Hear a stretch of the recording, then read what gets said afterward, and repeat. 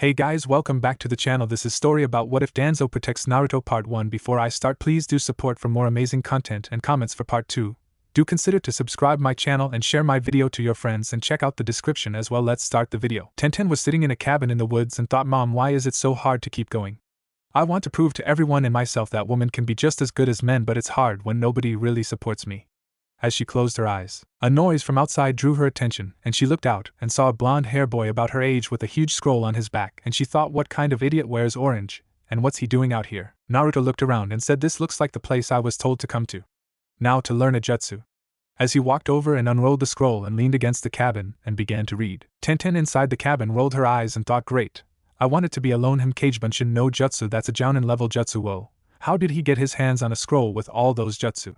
As she looked out the window to where Naruto was sitting, and Naruto jumped up and said, alright, I think I got it. Let's give it a try. As he walked a few feet away and put his hands together and said, Kage Bunshin no jutsu. As a deformed clone appeared, and Naruto frowned and said, damn it again. As he tried it over and over again. While that was going on, Tenten pulled out a scroll and a pen and began to copy what she read off the scroll. Naruto left open on the ground and thought, Kage Shuriken no jutsu and Kage Kunai no jutsu. I could use both those with my weapons. An hour later, Tenten, who had finished copying several jutsu from the forbidden scroll, looked out at Naruto, who was panting, and thought, damn. And I thought Lee and Guy Sensei were stamina freaks, but at least he got that jutsu down. Just then Iruka came in the clearing and screamed, I found you, Naruto. What the hell were you thinking? Naruto looked up and said, oh hey Iruka Sensei, so I guess this is where you test me and I graduate, right? Iruka blinked as did Tenten, and Iruka said, what are you talking about, Naruto? Naruto said, the makeup test Mizuki Sensei told me about. He said if I could successfully get that scroll from the Hokage tower and learn a jutsu from it, then I would pass. Tenten frowned and Iruka looked confused and said, Mizuki, in a questioning tone, when his ears heard the sound of weapons flying, and he screamed, get down. As he covered Naruto just as a couple of weapons stabbed him in the back. Tenten's eyes were wide and she thought, fuck, the one time I don't have a weapon on me. As she began to look around out the window and saw Mizuki standing on a tree. Iruka pushed himself up and said, Mizuki, what are you doing? Why did you do this? Mizuki said, quit acting so confused, Iruka. You should already know the answer. I'm here to kill the demon behind you. The question is, why are you defending him when he killed your parents? Naruto looked confused as Tenten's eyes widened, and Naruto asked, what's going on? Why did you attack Iruka Sensei, Mizuki Sensei? Mizuki said, give me the scroll, Naruto. As he held out his hand, Iruka pulled out a kunai and said, Naruto, whatever you do, don't give that scroll to Mizuki. It contains all of Konoha forbidden jutsu. Guard it with your life. Tenten's eyes widened and thought, those are forbidden jutsu. As she patted the scroll she made, Mizuki said, hey, you want to know a secret? The reason why everyone hates you, Naruto. Iruka said, no Mizuki, you know it's forbidden. Naruto asked, what are you talking about? What's forbidden? Mizuki said, 14 years ago the Kyuubi no Kitsune attacked Konoha. The Sandaime passed a law making it illegal to tell exactly what happened to the Kyuubi. The truth is the Yondaime sacrificed his life to seal the Kyuubi in a newborn baby. You are the Kyuubi no Kitsune. Naruto was frozen in place as he heard this, as he remembered all the whispers and glares, and Tenten's lips pursed together, and thought, bullshit. Even if what you said is true about the Yondaime sealing the Kyuubi, then it is only sealed, not turning him into the Kyuubi. Mizuki pulled out a demon windmill shuriken and threw it at Naruto, who was frozen when Iruka shoved him down, and Naruto looked wide-eyed, and then he grabbed the scroll and took off running. Tenten saw as Mizuki and Iruka chased after the direction Naruto went, and she left the cabin and grabbed a kunai that Iruka had pulled out and dropped before she also ran in the direction the others left. When she got there, she saw Iruka and Mizuki facing each other, and Iruka said, you're right, a demon would do that, but Naruto not a demon. He is a proud citizen of Konoha who dreams to be Hokage. Mizuki said, then I have no choice but to kill you first. I was going to wait until the end, but you leave me no choice. As he drew back to throw another windmill shuriken when Naruto appeared, kicking Mizuki in the face, and said, don't you dare harm Iruka Sensei again or I'll kill you. Mizuki laughed and said, you kill me? You're not even fit to be a ninja. I can defeat you with one hand. Naruto gritted his teeth and said, bring it, and I'll return what you give to me 100 times over. Kage Bunshin no jutsu. As the clearing was covered in Naruto, everyone's eyes were wide at this, and Tenten thought, no way, there's over 100 of them, ouch. That's going to leave a mark.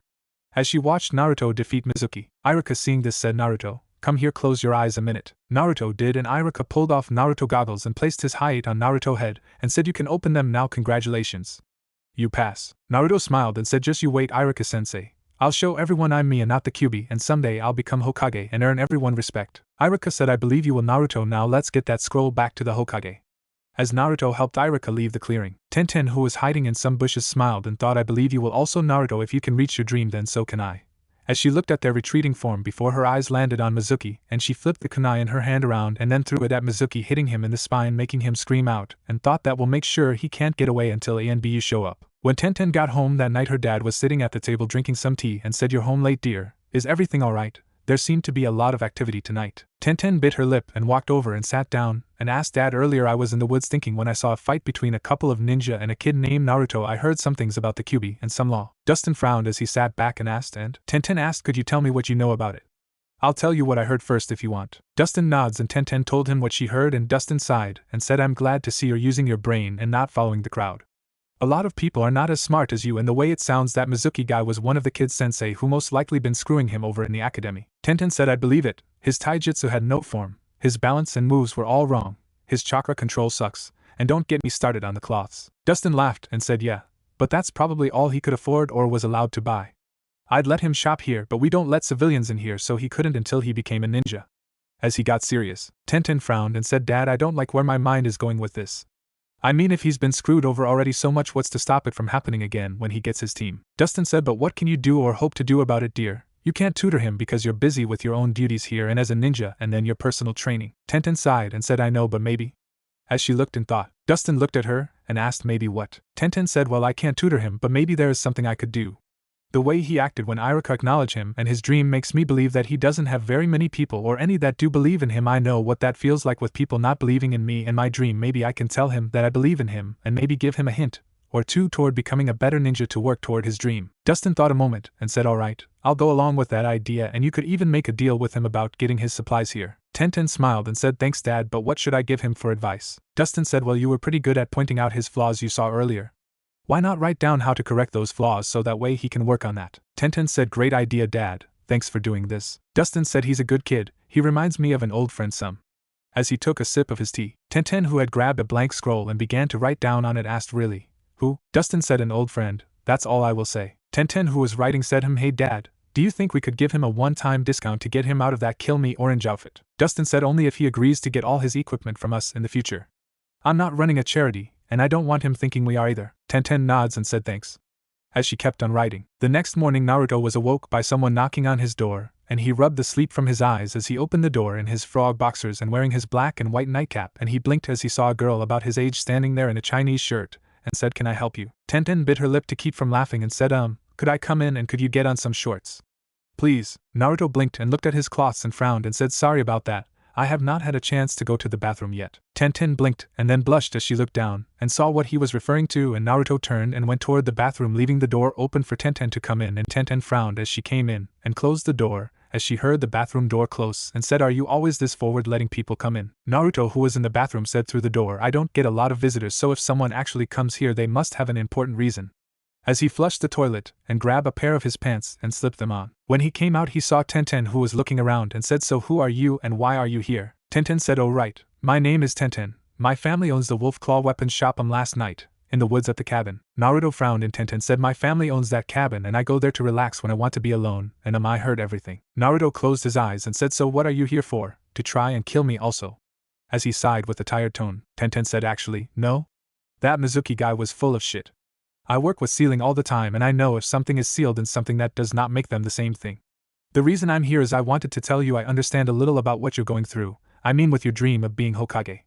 I have my own dream of proving women can be just as good as men as ninja, and not very many people believe in me or my dream, but I keep on going, trying to get better and stronger every day, working toward my goal, and I wanted to tell you that from what I saw last night that you made me believe in you and your dream also, and so I wanted to tell you that I believe in you." Naruto was shocked as he heard this and said, "Thank you, you're not just making that up, are you?" Tenten shook her head and said, "No. In fact, when I got home last night I talked with my dad to find out what he knew about what I saw and heard, and he told me he was proud of me for not being an idiot like Mizuki and knowing the difference.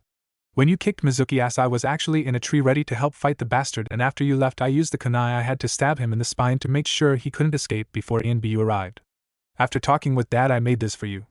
As she pulled out a scroll and handed it to Naruto, Naruto frowned and asked, "What is it?" Tenten said, "Well, when I saw how you moved during the events and when I was watching you practice the Kagebunshin no Jutsu from the cabin, I saw a couple of areas I thought that you could improve a little bit on, and so I wrote down things that I know are ways to correct them, like chakra control and a few other things also.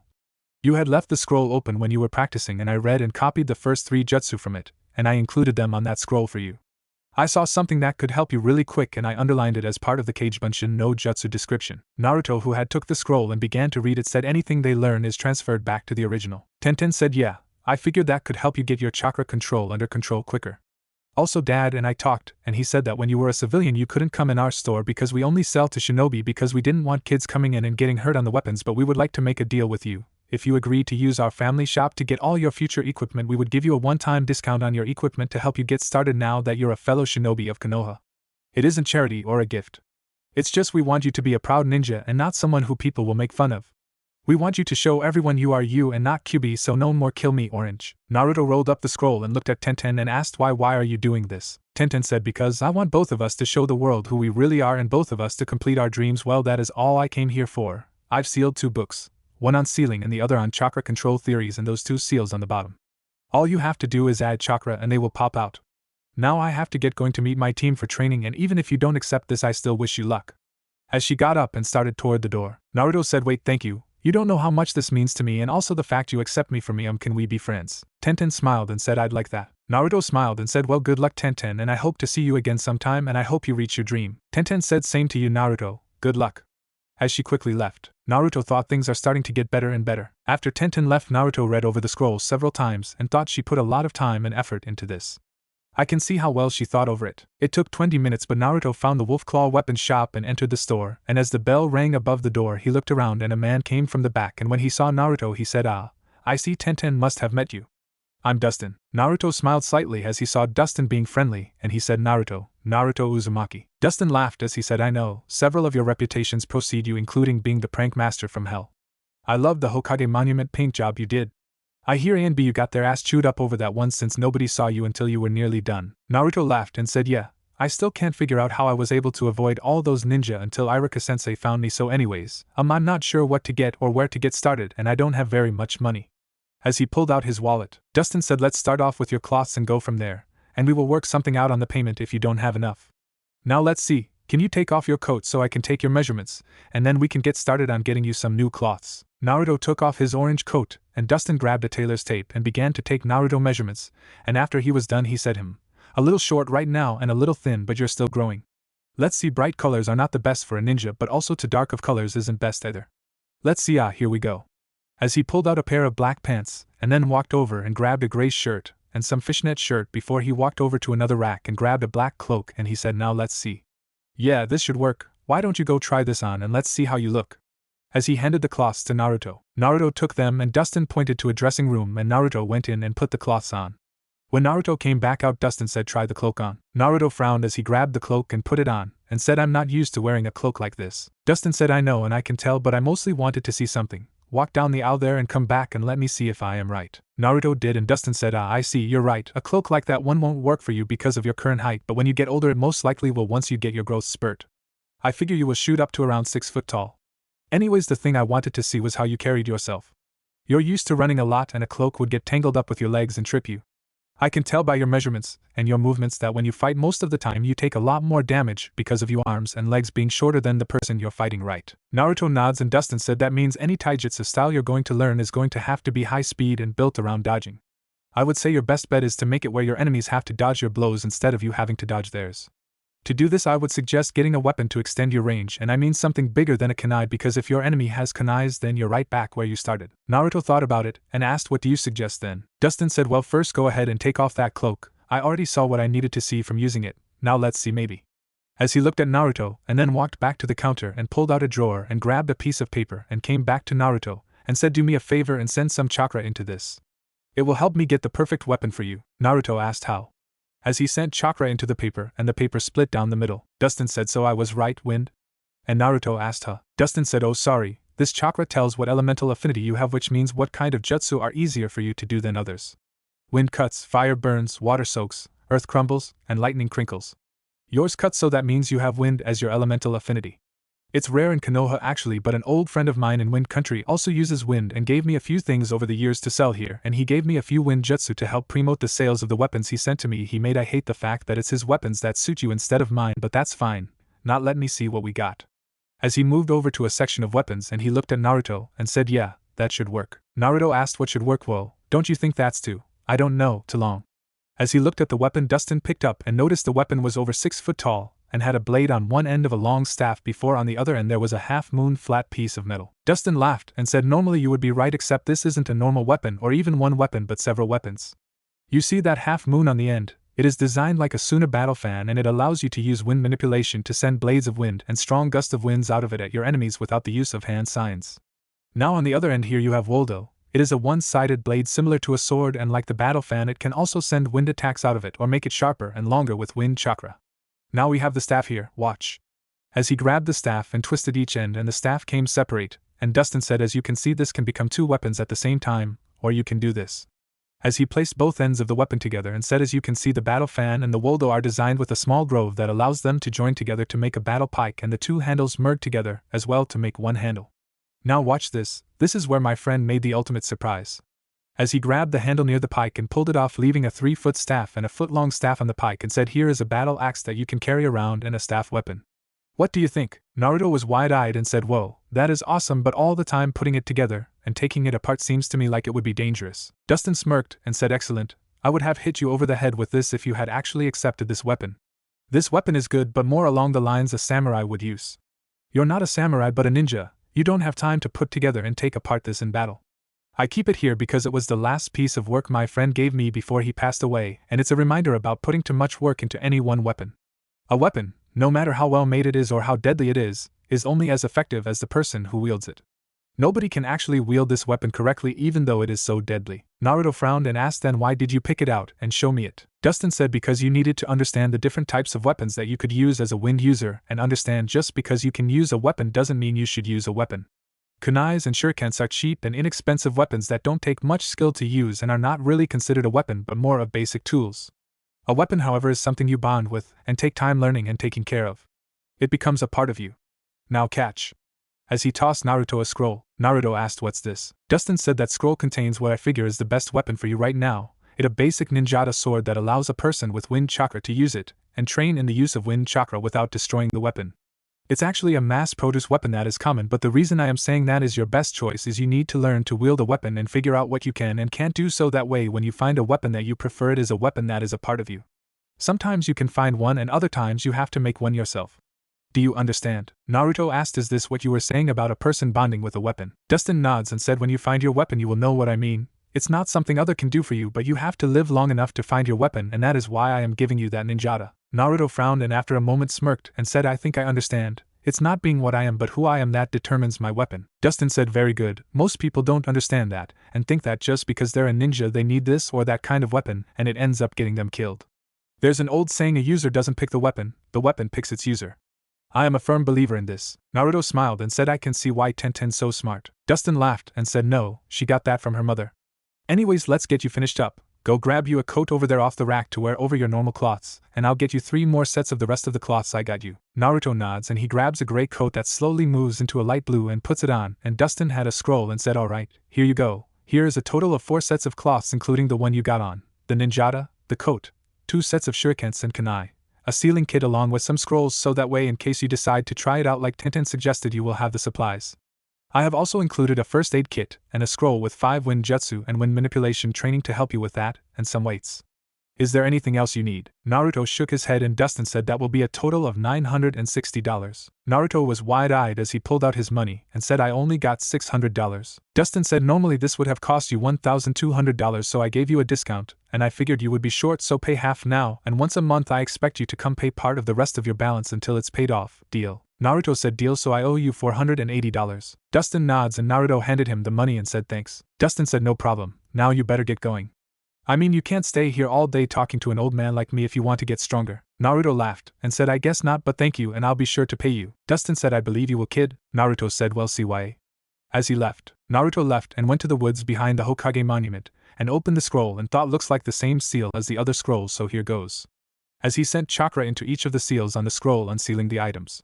Naruto smiled and picked up the weights and thought let's see chakra weights. Send chakra to the seal on each band and a number will appear and will stop adding at 50 pounds each. Release the weights by putting blood on the one marked right arm. Sounds simple enough. As he put one on both his arms and one on both his legs and began to send chakra into them and saw them get to 10 pounds and Naruto thought that should do it for now. Naruto then looked at the other things and resealed everything except the scroll on wind jutsu and thought well, I guess it's time to see if Kagebunshin really do transfer back their memories. And then he unsealed the sword and the 2 books and put his hands together and said Kagebunshin no jutsu.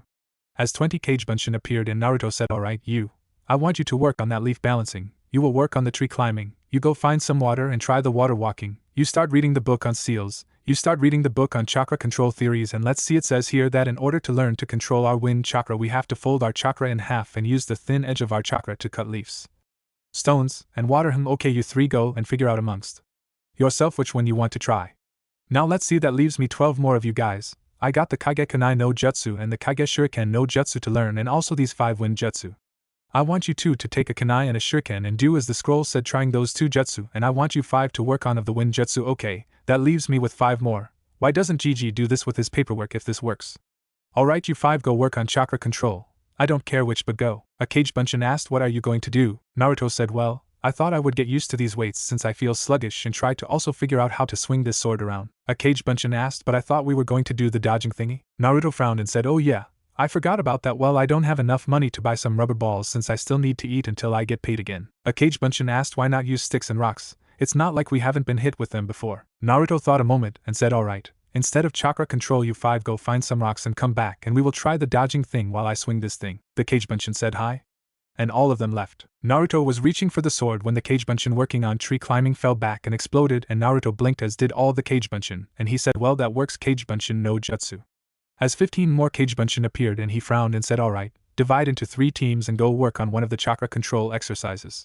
As he reached for his sword, a Kage Bunshin said, why should we listen to you? Naruto said, because I'm the original and you're just a clone. The Kage Bunshin gave him a raspberry before it was stuck with Naruto's sword, and Naruto asked, anyone else want to die? One said, that was mean, boss. Naruto sighed and said, I'm going to go crazy. Look, just do what I told you to already. The clones quickly left, and a few seconds later Naruto got the memories of one of them and thought this is going to be a long day.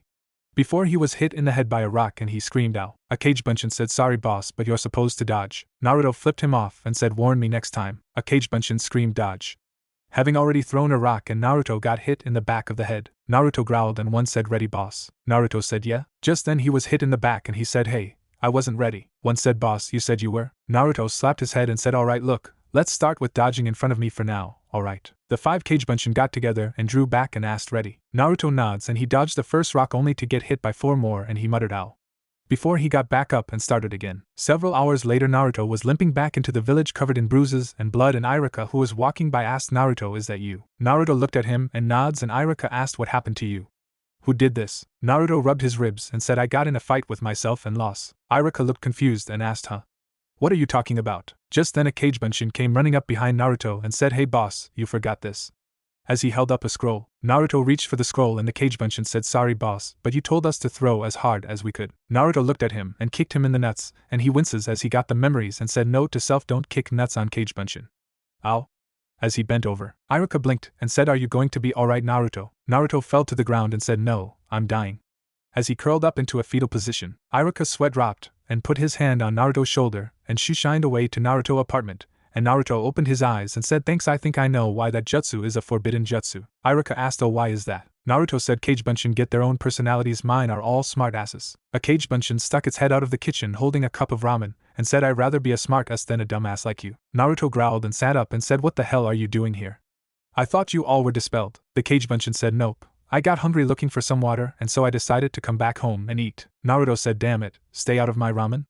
As he got up and limped into the kitchen and swung at the Kage Bunshin, who dodged and stuck out his tongue before dropping his fork on his foot, dispelling itself. Naruto blinked and said, damn it, he ate 5 cups of my ramen. Iruka's sweat dropped and thought, I am not even going to ask.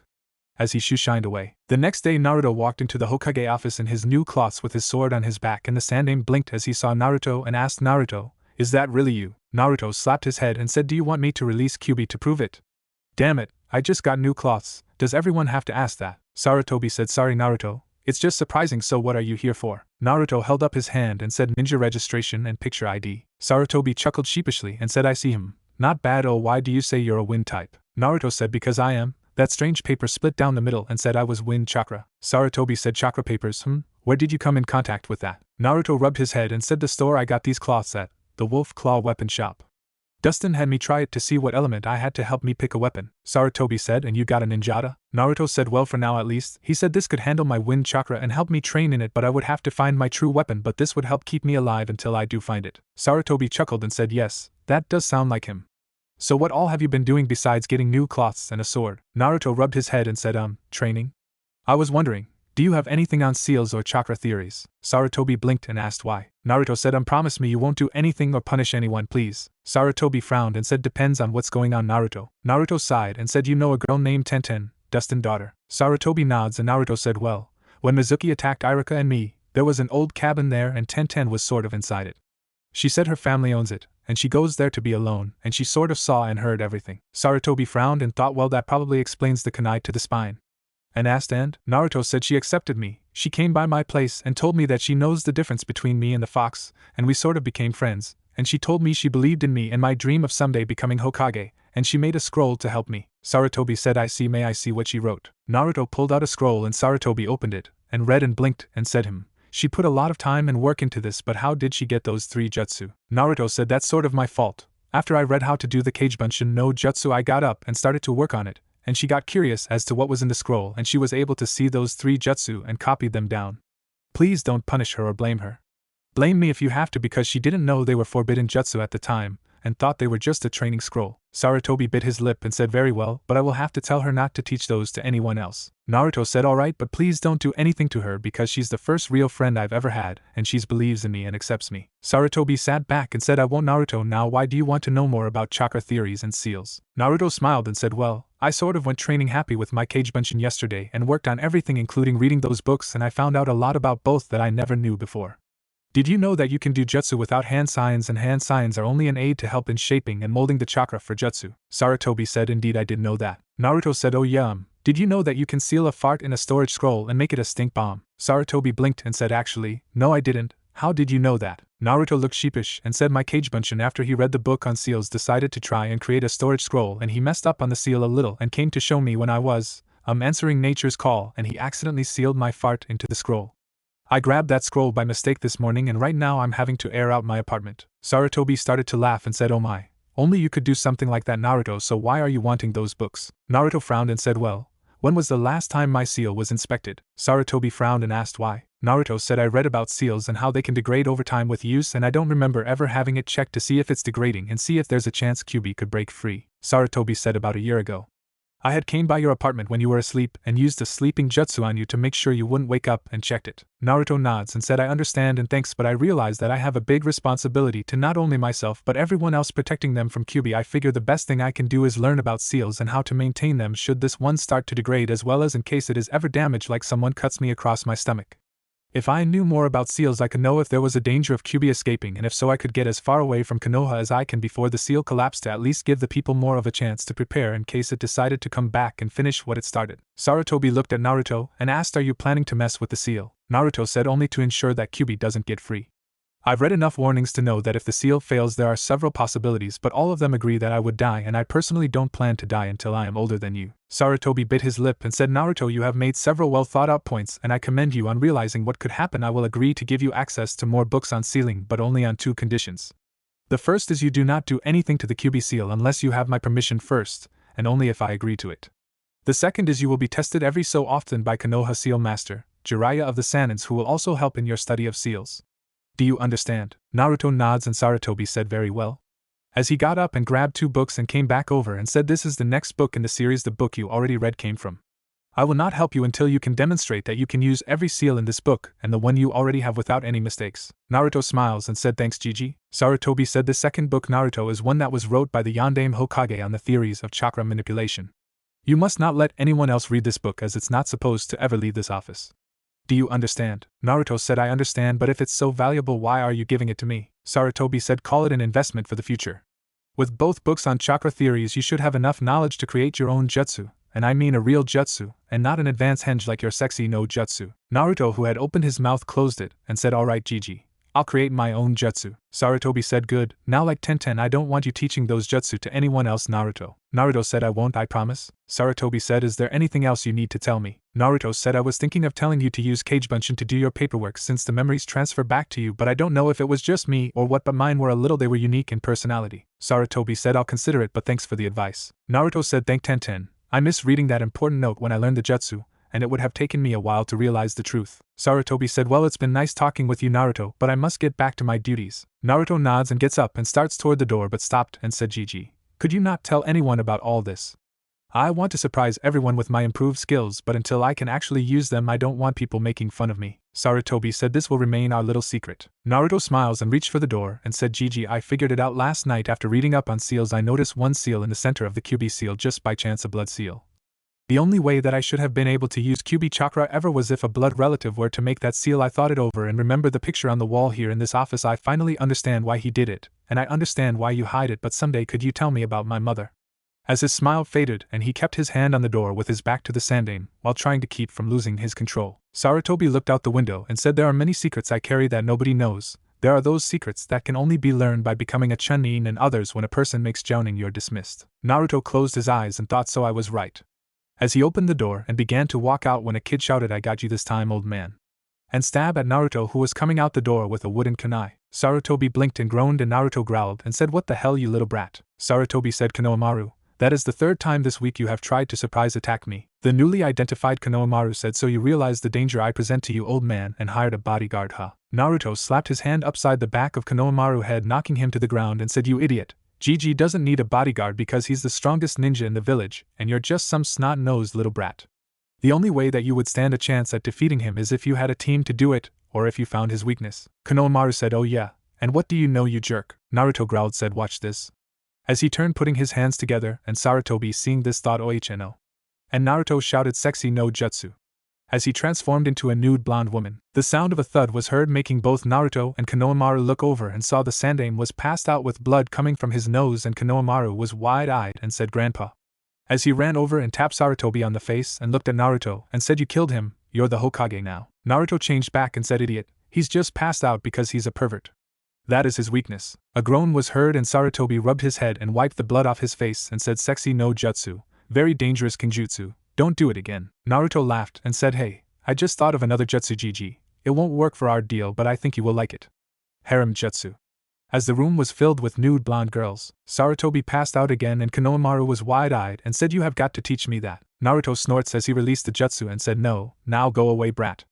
As he turned and started to walk away. At that moment Ebisu walked into the room and shouted, honorable grandson, my, what have you done to the Hokage, honorable grandson? As he moved over to wake up the Sandaime, Konohamaru looked at where Naruto had went and thought, I don't know who you are, but I'm going to learn how you did that and defeat Gramps and you. After the Sandaime was up and Konohamaru was gone, the Sandaime thought, I'm sorry Naruto, but you're not ready. That afternoon Naruto was dodging rocks his Kagebunshin were throwing at him as other ones were doing the same exercises from the day before and also reading the 2 new books when a voice said, you know, I didn't think you would get this serious about your training. Causing Naruto to look up and see Tenten standing on a tree limb and said, oh hey OWW. Damn it, stop throwing a minute, so what are you doing here and how did you find me, Tenten? Tenten jumped down out of the tree and said, well, the Sandaime told me you usually train up here after he had a little talk with me. As she shot him a glare, Naruto saw this and asked, he didn't punish you or anything, did he? Tenten said no, but he could have, because some of the things I trusted you with were secrets that you're not supposed to learn until after you actually become genin. Naruto said, but I am one. Tenten shook her head and said, no, not yet, there's another test that is given by your Jounin sensei to see if you are ready to be one. The test at the academy is just to see if you might be ready. Naruto frowned and said, I didn't know and I'm sorry if I got you in trouble, but… Tenten said, but what? Why did you go see him and tell him about me? As she placed her hands on her hips, Naruto sighed and said, I finished those 2 books you gave me and I learned a lot of things I didn't know, some of which scared me, like the fact seals degrade over time with use. I was worried about, you know. I never remembered it being checked to see if it had been degrading, so I had to ask about it so I can at least know it's not going to burst out of my stomach and kill me because nobody checking on it. Tenten frowned and said, alright, I can understand why you went to talk to him, but you still didn't explain why you mentioned me. Naruto rubbed his head and said, well, I had to tell him how I knew what I knew so far and why I was asking for some more advanced books on both sealing and chakra theories, and he was worried I might be messing with the seal, and so I had no choice but to tell him it, and I begged him not to be angry at you or punish you because you didn't know those jutsu were forbidden and thought they were just training scrolls. I told him if he had to punish anyone to punish me. He told me he wouldn't, but he would tell you not to teach those jutsu to anyone else and made me promise not to also. I'm sorry, I didn't plan to tell him about you, but he's like a grandpa to me and I can't lie to him after everything he's done for me. Even if I don't agree with some of the things, I at least understand and respect him for trying. As he looked down, Tenten sighed and said, well, you can't run off and tell him everything all the time. Friends keep secrets for each other. I'm keeping your secret even if there is a law about it. And I will keep any other secrets you want to tell me, but you can't just go and tell others about the secrets I tell you. Training is considered a secret because I don't want others to know how I do my jutsu or how I fight and prepare for it, and I don't think you would either, so any more training between us we don't tell unless we ask each other's permission first from now on. agreed. Naruto nods and said yeah, and I'm sorry. Tenten waved it off and said so you already finished both those books, huh? Looking over at the clones who were reading, Naruto's eyes got big with excitement, and said yeah, and I learned some new stuff they never even talked about back in the academy. Gigi told me he will let me have more advanced books on sealing once I can show I understand those 2 books on sealing, and he also is going to have some guy named Jiraiya test me and help me with seals sometime. Tenten eyes got wide and said you're going to get trained by Jiraiya-sama of the Sanins. Naruto rubbed his head and said yeah. Gigi also said that with the 2 books I got on chakra theories I will have enough knowledge to make my own jutsu and not one of my pervert jutsu. He said once I make my own jutsu he will give me more advanced books on those. Tenten said really what's a pervert jutsu? Naruto looked sheepish and said it's how I got the forbidden scroll in the first place.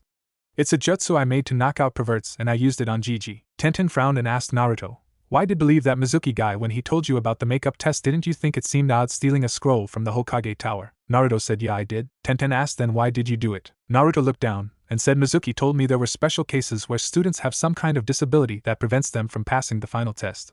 He told me some kid named Rock Lee passed the test last year, and he couldn't even use chakra, and he told me about this girl named Amelia that graduated 3 years ago, and she didn't have a real left arm because she lost it in the QB attack as a baby and had a wooden arm. He told me that he believed that something was wrong with my chakra that was keeping me from passing, and so he asked Irika-sensei if he could give me the alternate test. How was I supposed to know it was all a lie when I remember kids making fun of the Rock Lee kid last year, and he was my sensei? Tenten bit her lip and said I guess I can understand now why you did it. Hell, even I would have fallen for that because I know Lee since he's my teammate. Naruto's eyes were wide and he said he is. How is he able to be a ninja when he can't use chakra? In a questioning tone, Tenten said well, there are other things besides ninjutsu and genjutsu that you can do as a ninja. Lee is working hard to become a ninja in taijutsu and I'll tell you this, he's actually better than most ninja I know. The only person I think could beat him is Niji-kun, our other teammate, but Sensei never lets them finish their spars. Naruto said so he's using taijutsu. Has he thought about kenjutsu also? I mean Tenten laughed and said I know what you're thinking. Remember how I told you about not going more than half your body weight on the weights? Lee can't use a weapon effectively because he bulked up on weights and has restricted his body's natural flexibility. You and Lee are like 2 sides of the same coin. His arms and legs are longer than yours so he's more suited for taijutsu but he sacrifices some flexibility for it.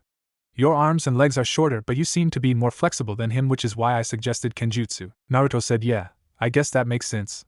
As he began to chuckle, Tenten asked what's so funny. Naruto said oh sorry, I was just laughing because I've learned more from you in a couple of days than I did in all my years at the academy, damn it. That was my last clone working on tree climbing. Tenten looked around and said how much are you actually working on at a time? Naruto said everything. Why? Tenten frowned and said so you're doing all those exercises at once? Naruto said yeah. I haven't gotten anywhere on the wind stuff yet, but I've got the leaf balancing partially done, and the tree climbing I've made it about 6 feet off the ground, and water walking I haven't made any progress yet. Tenten slapped her head and said listen Naruto, you're going to have to learn to do things smarter, not stronger. Watch. As she walked over and placed 1 foot on a tree and kept it there, and said do you see what I am doing? I could go up this tree in a hurry and fall down 1,000 times trying to learn to walk up it, but instead what I am doing is going 1 step at a time, letting my chakra get the right amount where I am stuck to the tree good so I can do this. As she moved her foot on the ground to the tree and said slowly, 1 step at a time, this isn't a race but a goal. It doesn't matter if you're first getting it as long as you do get it. Naruto blinked and said so if I just need to take my time and learn to get up the tree then why do I need to work on my controls so much? Tenten said because the more chakra you use the more you will make later. What I've found is best is start with 1 tree. When you can walk up and down the tree on every branch that is at least as big as your wrist, top and bottom of the branch, then you have learned that tree and it is time to move to another tree. Each tree is different and provide a little bit of difficulty that you will have to learn to adapt to and improve on. Naruto asked will that work with the water walking as well? Tenten said yes, start off with water in like a pond where the water isn't moving, 1 step at a time making sure you adjust and get it slowly, then move up to a small stream, then a river, and then a hot spring, and if you get the chance the ocean. Naruto said so start doing things smarter, not harder. Tenten smiled and said exactly. Naruto frowned and said you keep doing all this for me and helping me but I don't have any way to help you or pay you back. Don't friends supposed to help each other? Tenten said yeah you know, I noticed that you're using a ninjata, maybe you could help me with being my sparring partner. Naruto asked you use weapons? Tenten laughed and said yeah, I carry all my weapons in scrolls. I mostly throw weapons and I've gotten so good at hitting my targets I never miss. Naruto thought a moment, and asked how good are you on moving targets? Tenten said I never miss. Naruto smirked and said I got an idea, You say you never miss, and you also say I need to work on my dodging, right? Tenten frowned and nodded slowly, and Naruto said, well, why not use me as your target, or not me exactly but my Kagebunshin? Tenten frowned and said, but that is just a waste of time because your Kagebunshin don't help you physically get better. Naruto said, I know, but you see, my Kagebunshin have been beating the hell out of me with rocks as I tried to learn to dodge them, and my biggest problem is I don't detect them in time to dodge. Maybe by having them be your targets they can help me learn to detect flying weapons so I can become better at dodging. Tenten thought a moment, and said maybe that will work. As she thought it over when Naruto shouted out, damn it, what the hell was that for? As he rubbed the side of his head where a rock hit him, a Kagebunshin said, HEY, we don't like being used as target practice any more than you do. Naruto frowned and said, but you're just Kagebunshins. The Kagebunshin said, so, we can still kick your ass like we did yesterday. Naruto glared at him, and Tenten said, do you always fight with yourself? Naruto said, seems like it lately. I think this is why it's a forbidden jutsu. Anyways, I'm the boss and you guys are going to listen to me. If Tenten wants to use you as target practice, then you're going to be targets, got me? Another rock beamed him upside the head, and the clone who threw it said yes sir.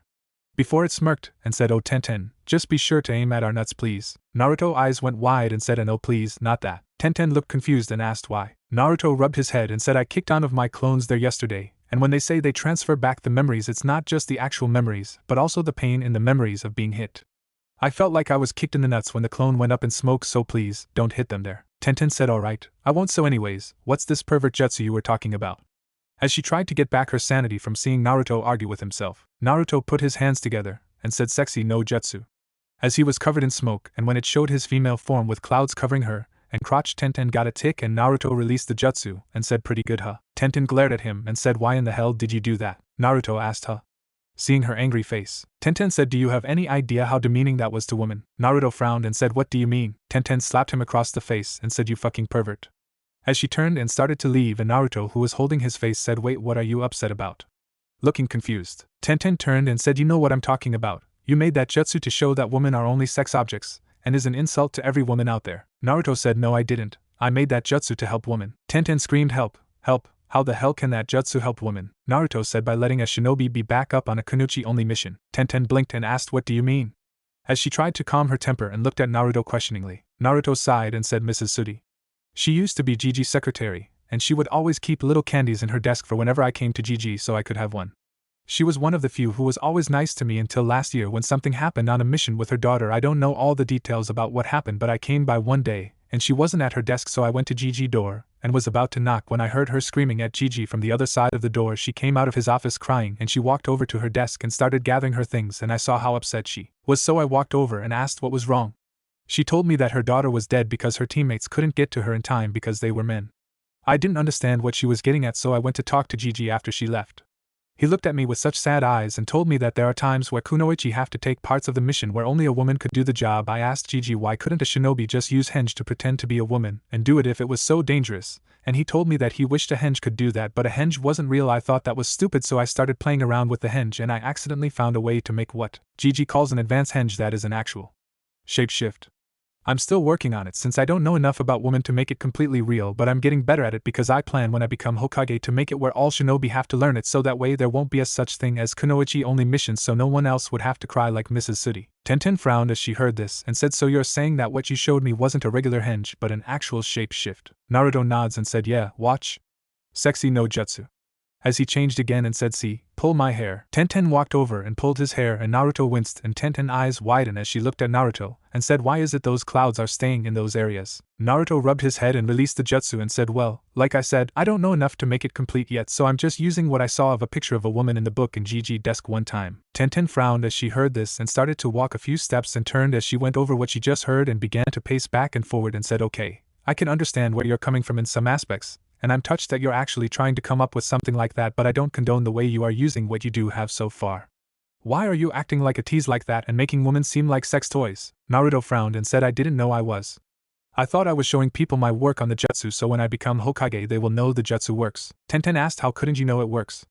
I mean, the way you moved your face and body was the actions of a tramp. Naruto said, but it was what the woman in Gigi's book did to get men's attention. Tenten groaned and said, no way are you that innocent, are you? As she looked at Naruto questioningly and asked Naruto, what the difference between men and women? Naruto blinked and said, oh, that's easy, women have babies. Tenten asked, and? Naruto asked, and what? Tenten asked, what are Naruto? As she blushed slightly, Naruto said, I know it's where babies get milk since I saw a woman feeding a baby once when another lady opened a door before she closed it quickly. Tenten slumped against a tree and said, didn't they teach you about sex in the academy, Naruto? Naruto frowned and said, I was sent into the hall by Mizuki. Tenten thought, that's it, I'm killing the bastard next time I see him. And said, Naruto, there are a lot more things that are different between men and women than just babies. I think I have a good idea of what kind of book you were reading to get your info, and I want you to stop using it for your work. In fact, until you have gotten a book on human anatomy and memorized both males' and females' anatomy, I don't want you to use that jutsu again. Please, Naruto said sure, but what about the harem jutsu? Tenten asked. Harem jutsu? I'm afraid to ask. Naruto said, I came up with it earlier today when I knocked Gigi out again. It's basically a sexy no jutsu being performed by Kage Bunshin. Tenten shook her head and said, then don't use that either. Once you have learned the human anatomy, then I'll work with you a little bit to see if you can complete that jutsu or get it closer to accurate. I'm touched that you're trying to make things better for Kunoichi, but you're going about it the wrong way right now. There's more to being a woman than looks though, and I wouldn't put a lot of time into that right now since you're spreading yourself out so much already. Naruto said, alright, I'll work on the other things for right now, but are you still mad at me? Tenten snorts and said, no, Naruto. It's just that the way you were doing that jutsu was like a slap in the face to me toward working on my dream. I want to show women are just as good as men, but the way you displayed a woman makes us seem like sex objects, which is something we're not. Naruto said, sorry, I hate to say this, but there are a lot of things I don't know. You've been so nice to me, and when I do something to make you mad it hurts because I don't want you to be mad at me since you're my first real friend. Tenten asked, you've never had anyone else?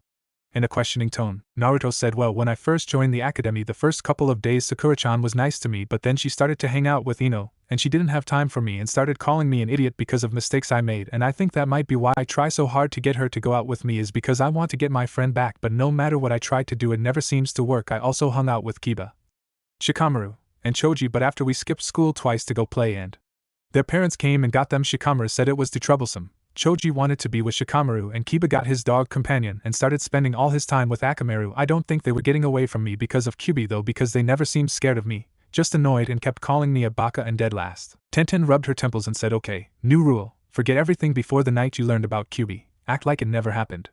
Like the day you start your period and think you bleeding to death, forget about that also. Naruto frowned and said, what does a mark at the end of a sentence have to do with bleeding to death? Tenten couldn't take it and burst out laughing and said, oh god Naruto, you're so niave, I don't know if I should hug you or kill you. Alright, I can't handle you being clueless on that subject anymore or I will go insane.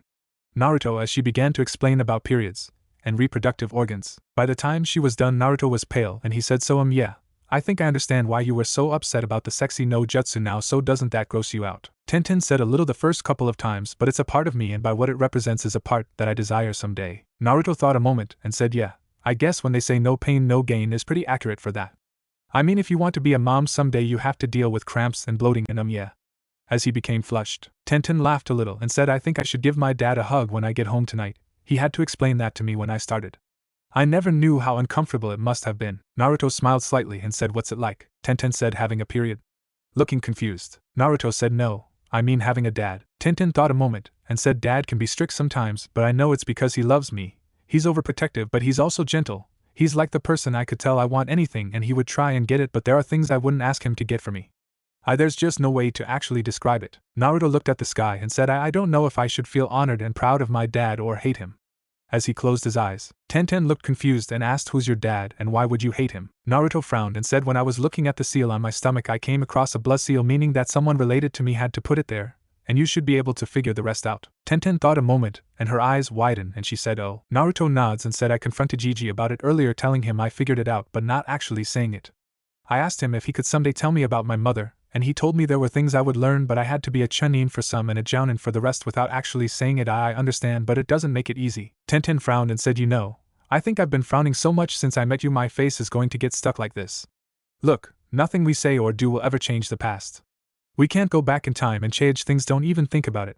Odds are if you did somehow pull off the impossible it would destroy all creation or something. We are who we are, we just have to show the rest of the world who we are. Naruto said, my head hurts. Maybe it's from my Kage Bunshin or maybe it's just thinking about all this. Do you ever just feel overwhelmed and you don't know what to do? Tenten smiled and said, yeah, that was why I was at the cabin that night. Naruto said, why?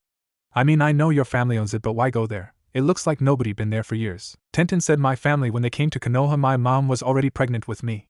They didn't have much money, and so they bought that place. I was born in that cabin and my mom died in it. Mom had a small garden in the back and 10 flowers were her favorites that were planted there. Before she died she named me Tenten, and Dad buried her in her garden. When I need time to think I go there, and just speak out loud and think she's listening to me. It might sound funny, but in a way I think you arriving was somehow arranged by Mom.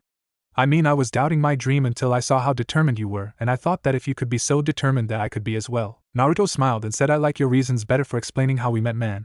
I didn't realize it was already that late. As he saw how the light had dimmed as the sun was starting to set, Tenten got up dusting off her pants and said, man, I lost all track of time, Naruto. It was nice talking with you and we have to do this sometime. It was fun just getting to know you a little and talking about myself. I'll come by here and see you when I get the chance, but it might be a little while since I got to work at my family shop all this week after missions. Remember this, Naruto, there are no I's in teamwork or teams. CYA. As she quickly left, Naruto watched her go and thought, what a day. As he cancelled his cage buncheons and after several minutes of getting rid of a headache he blinked and thought, that's interesting. Hand signs and seals are both representations of how chakra is molded. In theory you can seal objects away with hand signs and can shape jutsu with seals. It seems like Dad had that theory from his explanation on chakra theories. I'll have to work on that sometime and see what I can do. The next day Naruto walked into the academy in his new cloths and several people blinked as they saw this, and Kiba said, hey Dobe, what are you doing here? This is only for those who passed. Naruto said, I did pass, dog breath. Mizuki made a mistake on my test that was later found out, and I passed. Sasuke grunted and asked, what's with the sword, Dobe? Naruto smiled and said, well team, you know how everyone is always able to beat me with taijutsu because your arms and legs are longer than mine. Since you punches and kicks reach me before mine can reach yours, I got a weapon so my blade can get you before your arms and legs can get me. Several people blinked at this and Shikamaru muttered troublesome. As he sat his head back down, Naruto began to walk over toward the seat with Sasuke and thought, I want to read some more but I can't show anyone that book. As he turned and walked up the aisle to the seat behind Sasuke and sat down at an empty seat and pulled out a scroll before he unsealed a book, and everyone looked at him. When the book was released and Ami asked what was that, Naruto said, just releasing a book I got from the storage. Seal, the guy I got it from put it in. Man, it's like you guys are the idiots while I'm the guy you're trying to learn from. As he opened the book, Ami snorts and said, as if baka? As she crossed her arms and sat down, Naruto muttered whatever. As he began to read, Kiba asked, what you reading, Dobe? Naruto, who was getting angry, said, how to kill a mutt in 3 easy steps. As he went back to reading, as a few people snickered, Kiba growled and said, what was that, Dobe? Naruto looked up and said, back the fuck off, Kiba. I'm trying to stay out of everyone's way and you and everyone else here are pissing me off asking these stupid ass questions that you can answer yourself by just looking, but maybe for a dumb mutt like you the thought of actually looking and thinking instead of sniffing your ass is to advance for you. Kiba growled again and said, you want to make me Dobe? Naruto said, sorry. I may not be the smartest here but I know to walk around dog's hit, not get my hands dirty playing with it. Kiba sneered and began to move when he was frozen in place, and he said, what the hell, why can't I move? Shikamaru said, troublesome. Because I trapped you in my shadow, Kiba. Naruto is right. Everyone here has been bugging him about stupid shit that you all could have answered yourself if you just looked. He pulled out a scroll and unsealed a book. You all saw the smoke release and have seen that done hundreds of times while here at that academy, so that should be nothing new. As for what he's reading, it's a book on chakra theory. It says so on the book cover. You asked him why he was here when all you had to do was look at his forehead and see he actually does have a height, and if he wasn't supposed to be here then Irika Sensei would have kicked him out when he got here. The sword surprised even me, but it's too troublesome to think about because his explanation was well thought out and very smart, showing he is trying to take being a ninja seriously. Also, if you notice, he didn't sit in his regular spot where he would most likely been beat on by Sakura and Ino when they get here in a few minutes, showing he actually being smart, so calm down before you get in trouble for fighting another ninja. As he released his jutsu, Kiba turned and said, why the hell did you stop me from showing that loser who's top dog? Shikamaru said, troublesome. Because Kiba, you're actually being more troublesome than Ino and she is very troublesome. Naruto sighed and said, thanks Shikamaru. I didn't want to fight. We're all ninja of Konoha. We're supposed to all get along. There's no I in team or teamwork. Shikamaru's eyes widened slightly and he said, troublesome, so do you think Mizuki sensei will be here today, Naruto? Naruto's eyes widened slightly and looked over at Shikamaru and said, why? Shikamaru, who had lowered his eyes, shrugs, and Naruto frowned and said, no, he was injured by a kunai to the spine. I doubt he will ever be back. Shikamaru nods and said, I see. Sasuke asked, and how do you know Mizuki was injured to the spine? Naruto said, the person who threw the kunai told me. He was trespassing on private property and started trouble. That's about all I know though. Just then Ino and Sakura came in and both started to scream at each other about who was going to sit down by Sasuke, and Naruto smirked and said, hey Sasuke, why don't you get in the middle so both of them can sit by you and share? Sasuke's eyes widened and paled as all the guys in class began to snicker and laugh, and Sakura and Ino both blinked and looked at each other, and then at the seat, and then at Sasuke, and then both turned to Naruto, and Sakura said, Naruto, what are you doing here? Ino said, and how come you said that? Naruto tapped his height and said, a friend of mine says work smarter, not harder. There's plenty of room on these seats for 3 people, so why not ask Sasuke to move to the middle, and if he refuses, make him decide. Isn't that what all these years of you both fighting is over? Trying to decide for him who he wants. Well, why not ask him to choose? Then the one who doesn't get him will be able to move on with her life. Shikamaru said, Naruto, your friend is very wise. Naruto said, yeah, she is. Ino said, Sasuke-kun, would you move so we both can sit by you? Sasuke grunted but did not move, and Kiba, who was holding his side to keep from laughing at Sasuke, said, so Sasuke, who's it going to be, Sakura or Ino? Sasuke looked out the window and kept quiet, and Naruto said, sorry girls, looks like he doesn't like either of you. He's checking out the woman walking down the road in the leather coat. Both girls looked outside and saw Anko walking by, and both glared at her as Sasuke's eyes widened and thought must kill Dobe. And said, no, I'm not, Naruto said in an innocent tone, but she's the only person outside. When asked to choose the woman you wanted to be with, you looked at her. How can you deny it? With both Ino and Sakura, they're giving their hearts to you. Are you just playing hard to get, or is it that you have a secret crush on an older woman and don't want to hurt Sakura and Ino feelings, or are you just secretly gay? Sasuke turned and glared at Naruto and opened his mouth to say something as the guy behind him turned at the same time, and the next moment Sasuke was kissing Naruto, who was wide-eyed. Naruto jumped to his feet and slammed his fist, accidentally sending chakra to his arms and fist as he punched Sasuke in the face, sending Sasuke flying, and screamed, you bastard, that was my first kiss.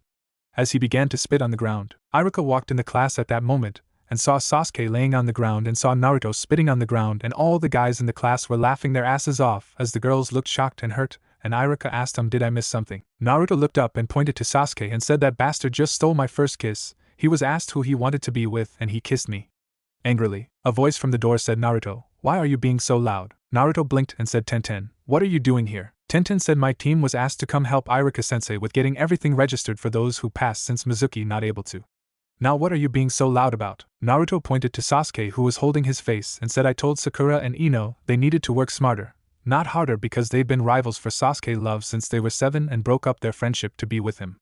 They were fighting to see who would sit by him, and I suggested Sasuke to move to the middle so they both could sit, or if he didn't do that, make him choose who would sit by him. The girls asked him, and he looked outside instead of answering, and this woman in a leather trench coat walked by, and since she was the only person outside, I asked was that who he wanted to be with. He denied it, and I asked if he didn't like that woman, then why is it that he was giving the girls here a cold shoulder, and asked is it he didn't want to hurt their feelings, or was it he was secretly gay? He turned around, and the next thing I know the bastard was kissing me, stealing my first kiss, so I punched him. Tenten slapped her head and said, okay Naruto, new rule, when someone asks a question, answer as simply as possible. You could have answered my question with the simple sentence, he kissed me when I asked him if he was gay, so I punched him. I didn't care about those girls' history, and I don't care about their love life or why you asked if he was gay.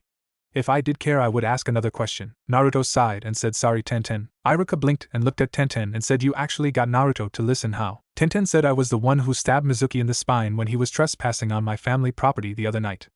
Naruto and I became friends after that. Iruka eyes widened and he looked at Naruto, who nods, and Iruka said, I see. Naruto said, hey Iruka-sensei, don't worry about my friend here. Things are cool with everyone. So can we get this over with, because I need to go wash my mouth out. With a sour look on his face, Iruka said, yeah, let's get that taken care of. Sasuke, are you okay?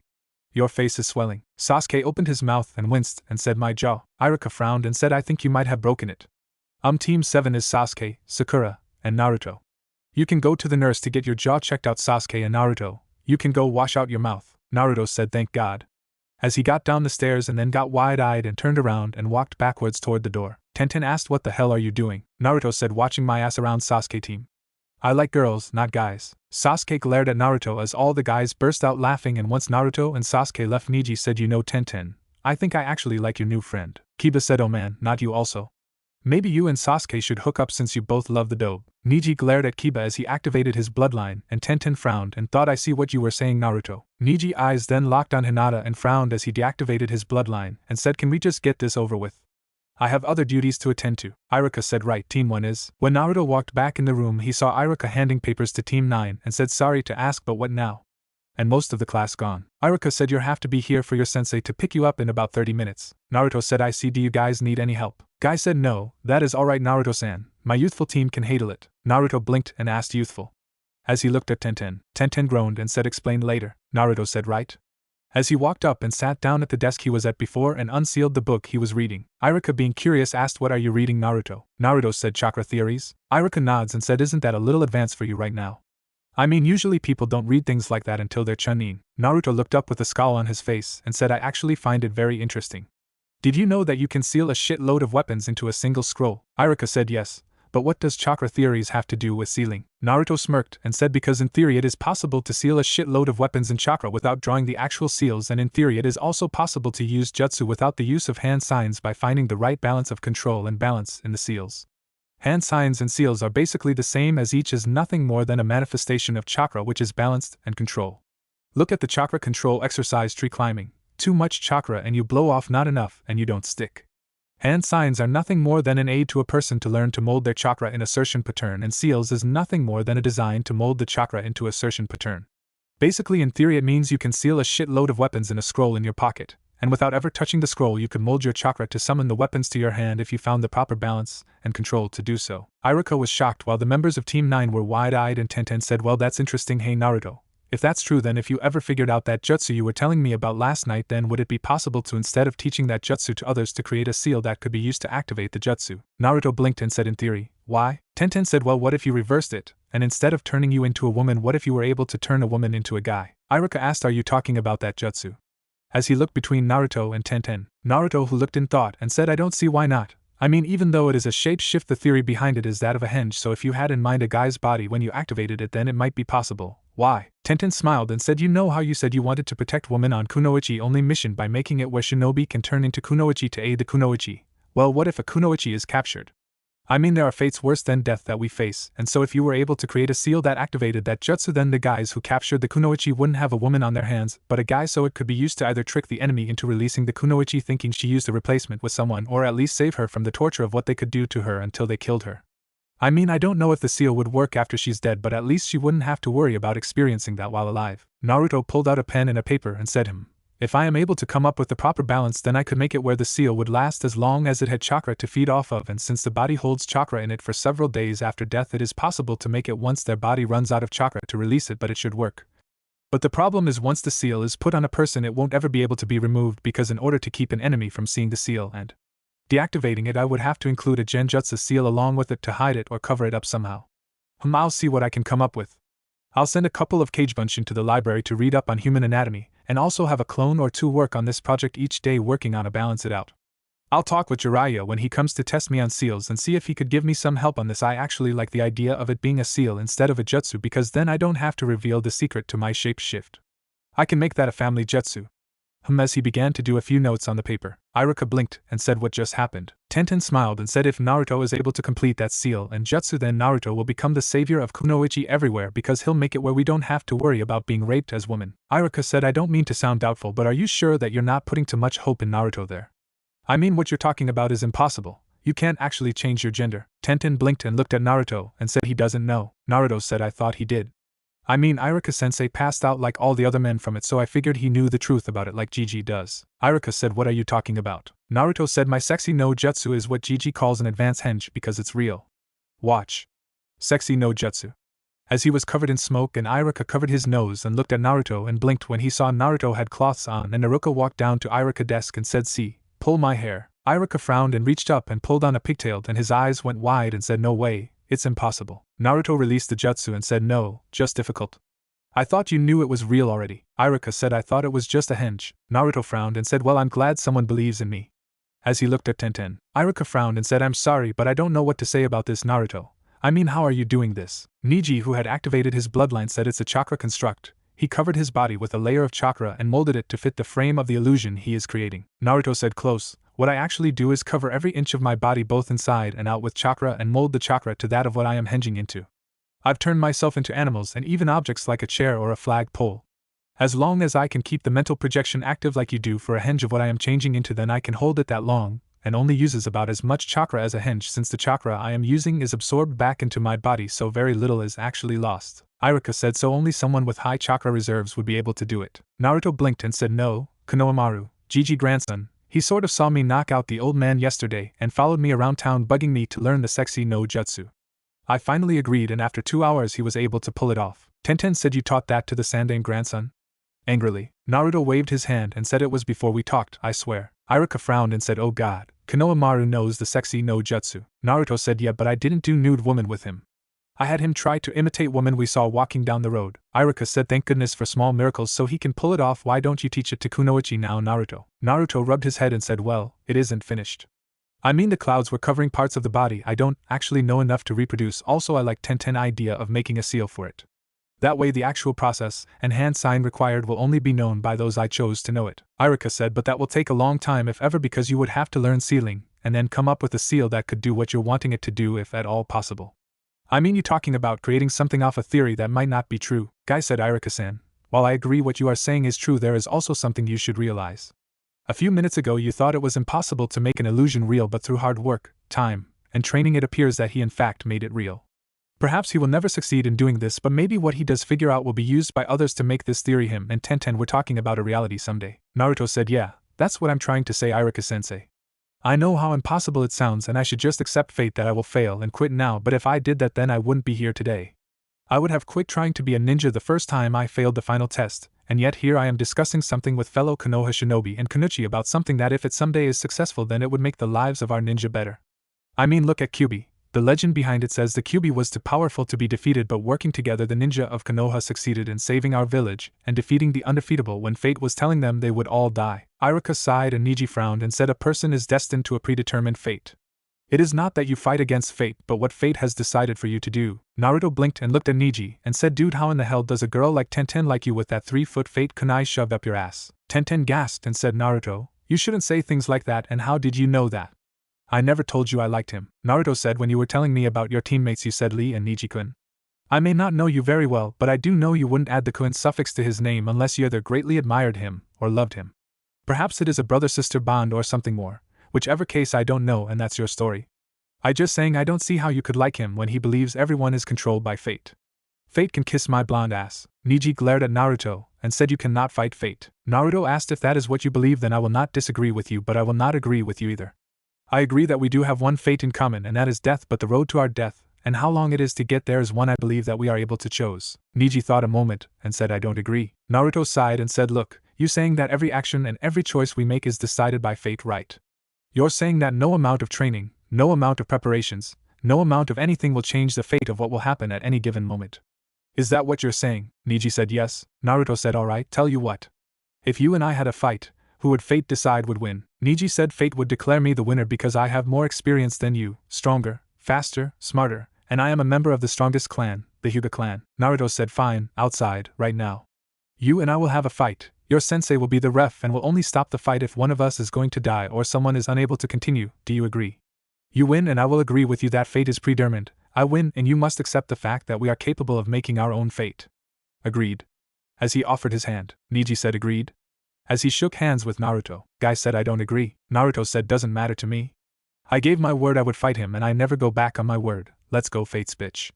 As he walked out the classroom, Neji also started walking outside and Guy said Neji stop, I do not allow this. Neji said this is a duel of honor sensei that has been challenged and accepted. You have no choice but to allow it. As he walked outside, Guy frowned and quickly went outside followed by the others as the newly made genins also rushed outside. Soon Neji and Naruto were outside on the training ground and Guy frowned and said when I declare a winner you both are to stop, do you understand? Both boys said hi. Guy said alright, no killing begin. Naruto put his hands together and said Kagebunshin no jutsu. As 60 Kagebunshin appeared and moved in a circle around Neji shocking everyone but Tenten and Iruka. All the Kagebunshin smirked and said together I may not be smarter, stronger, faster, or skilled as you but I do know one thing that you don't. Neji who had activated his bloodline to keep an eye on the Kagebunshin and trying to find the real one said oh, and what's that? The Kagebunshin said never let an enemy determine the battlefield when there's an army of them and only one of you. As they all quickly reached down and grabbed small gravel stones from the ground and Tenten's eyes widened as she saw what was about to happen and thought no, he wouldn't. One said fire. As they all started throwing rocks at Neji as fast as they could as one said Kagebunshin no jutsu. As more Kagebunshin appeared grabbing more rocks and throwing them as Neji began to try and dodge the rocks and striking the Kagebunshin who were also running around throwing rocks and dodging as another shout of Kagebunshin no jutsu was heard as Neji began to get hit by more and more rocks. This went on for the next 10 minutes as Neji began to pant heavily from dodging and destroying the Kagebunshin army that was now over 400 strong and some of them said give up yet Neji glared at them and said this is pointless. The clone said if those rocks would be kunais or shurikens you would be dead long ago. You've lost because I can keep going and you don't know where I am, do you? Neji said where the hell are you? The clones burst out laughing and said since we got this big crowd watching me defeat you it's nice and quite back in the classroom so I can read in peace. By the way, it's time for us to meet our teams, you lose Niji. As the Kagebunshin all went up in smoke. Inside the classroom, Naruto blinked and smirked as he got the memories. Back outside, everyone was looking around for Naruto, and then they looked at the bruised and exhausted form of Niji, and Kiba said, man, Naruto totally owned him. Niji glared at Kiba before he fell face first toward the ground. Iruka looked at Guy and said, I'm sorry about that, Guy. Naruto can be a little childish at times. Guy said, actually, Iruka-san, I think I might just shake Naruto's hand. Niji will be feeling those bruises for the next few days, but he did prove his point. Niji underestimated Naruto because he just graduated and thought that he was destined to win. Naruto defeated him by using his brain to not only pick a battlefield that gave him the advantage, but also used a strategy to tire out Niji and distract him. Iruka smiled and said, yes, Naruto does get a good idea sometimes. Tenten walked over to Niji and squatted down and said, so did you learn anything? Niji said, yeah, your friend throws like a girl. Tenten got a twitch on her eyebrow before she slammed her fist into Niji's head and stormed off. Niji, who was rubbing his head, said, damn it, that hurt Tenten. Tenten, who was halfway across the field, said, good, you deserved it. Lee walked over scribbling down in his notebook, and Niji asked, what are you doing? Lee said, taking notes. Naruto-kun is the dead last of his class and failed the graduate exam 3 times, and he was able to defeat you. I must study the skills he used to defeat you so I may also defeat you, my eternal rival. Niji glared at him, and Guy said, that is most youthful of you, Lee, but now we must return to our duties in helping Iruka-san. Let's go. As he ran toward the building with Lee closing his notebook and also quickly following, Niji looked at Iruka and said, a little help please, it hurts to even breath. Iruka sighed and said, I'll take you by the school nurse and check up on Sasuke. Strange, it just dawned on me that Naruto was able to beat the Rookie of the Year for both his class and your class in the same day. Niji glared and thought, I will never hear the end of this. Inside the Hokage office, Asuma said, well, Guy should be happy now. He's been complaining about that Hyuga kid's fate complex for almost a year now. The Sandaime said, yes, though I don't think I ever saw a fight like that one before. Kakashi said, yes, but it was the most basic of strategy. Defeat a superior fighter by superior numbers of inferior fighters. Kurenai said, true, but I don't think the fight was his real objective. He seemed to be more interested in that book he was reading, and I must admit the idea of the seal the girl and him were coming up with sound very interesting. If he is able to make it, I know I would want it. Kakashi said, I doubt he will though, Kurenai. It would take him countless hours to even understand the basic of sealing, and that is if he were to even complete that jutsu of his, which I don't believe he will be able to. The Sandaime said, don't you think you are being a little hard on him, Kakashi? I mean, it is a novel idea in my opinion. Kakashi said, if he could do it I would agree, sir, but I do not believe in fantasy. I have always been a realist. If his team passes, I will not aid him in his plans on that jutsu or seal. I will teach him and his team the value of teamwork, and if I deem they are ready I will aid them in their personal development, but I will not waste my time on fantasy or dreams of grandeur. Each one has to show me that have what it takes to be ninja and are also willing to work on it. Asuma sighed and said, you come off cold, Kakashi, but I do understand what you're saying. Naruto is the dead last of his academy, and even though it appears that he is becoming more serious, he will have to prove that he is indeed dedicated. Then there is the girl on your team. She is one of the Uchiha biggest fangirls, and though some of that may have been broken today, it will take a lot of time and hard work before she is ready to truly be a kunoichi, and 10 there is the Uchiha. He's your worst case scenario. Kurenai and Kakashi both agreed, and the Sandaime said, well, if that is all, you 3 are dismissed to get your students. Asuma and Kurenai both left, and Kakashi waited until they were gone, and said he is a lot like his father though. I do hope he does succeed in his goal. If he does, then he will gain the respect of a lot of women, and by proxy men. Sarutobi said, Kakashi, Naruto is doing a lot of private training as well as some training with the girl on Guy's team. She knows the truth about him and has accepted him for him, and she is trying to help him. I am aware of what he is learning so far, and I have made a few deals with him should he prove himself, so don't be surprised if he advances quickly his skills. Also do not let him know I have told you about his friendship or his training. I want you to act like you think he is just fresh out of the academy and knows only the basics and the Kagebunshin no jutsu. If he reveals more, then you can use it, but don't push him to reveal what he knows or don't know. I do not know his current level, but I do know the general idea of where he is. Do you understand? Kakashi asked, do you want me to hold back and let him do his own thing? Sarutobi said, no, train them the best you can, but I thought I would warn you should he reveal he knows something the others he graduate with don't. Kakashi said, I understand. If there comes a time where I need to gain his trust, do I reveal our past together? Sarutobi said, only as a last resort? NBU identities are supposed to be hidden for a reason. Kakashi nods and said, if that is all, then I will take my leave. Sarutobi nods and Kakashi left in a swirl of leaves. Back at the academy, Naruto was reading when the other students came in, and Kiba said, dude, that was totally awesome the way you owned him. How did you actually make real clones? Naruto looked up and said, you say something, Kiba. Sorry, I was really interested in this book and wasn't paying attention. Kiba growled and said, I was asking how did you make solid clones? Naruto said, oh, that. It's a secret. As Kiba's face faltered, before anything else could be said, Tenten walked in the room and walked up to Naruto and slapped him upside the back of the head and said, Baka, Do you have any idea how stupid that was? Naruto said, what are you mad that I beat the guy you have a crush on? Tenten slapped him upside the head again and said, no idiot, he's had that one coming for a while now actually. I was talking about the fact you could have killed yourself out there. The Kagebunshin no Jutsu is a Jounin level forbidden jutsu for a reason. Shocking everyone who was listening in and wondering how Naruto knew such a jutsu. Naruto frowned and said, I know I need to watch out for the mental feedback, but what's the problem? Tenten grabbed Naruto's jacket and pulled him to his feet and screamed, the problem is that it divides your chakra evenly each time you make them. Not the chakra in your clones but your chakra. Take a gallon of water to represent chakra, make a Kagebunshin and you then only have half a gallon. Make another, and you only have a quarter of a gallon. Make another, and you only have an eighth of a gallon. Another is a 16th of a gallon. Each time you made those you were cutting your own chakra reserves down to the point you could have died from chakra exhaustion. I know you have more chakra than Hokage-sama, but just throwing it away like that was stupid and dangerous. You didn't slip out of the fight until you had already used it 10 times. You may not know it, but right now your reserves are only a little bigger than that dog over there, and you need that to live. If you would have tried that jutsu one more time you would have either passed out or died. Do you understand? As she shoved him back into his seat, Naruto looked shocked and said, I didn't know. I didn't think about it since it's so easy to make them for me. Tenten huffed as she crossed her arms and said, Naruto, if you are going to fight an enemy using cannon fodder tactics like you just did, then you should only make Kagebunshin once, and have your Kagebunshin make Kagebunshin once. They will only be at 1/4 of your chakra reserves, but with as many as you could make you could possibly create an army of 10,000 Kagebunshin. They can use most of the jutsu you know, so if you had an army of 10,000 using a simple fire jutsu you could destroy an entire village in one attack. I told you to work smarter, not harder. You're smarter than what I just saw, Naruto. Stop trying to get everyone's attention and do what you got to do, and people will see you and not the idiot they see you as now. As she turned and started to walk away and Naruto said sorry, Tenten said, it's not me you should be saying sorry to. It's yourself. I'm just your friend, I don't have to live your life.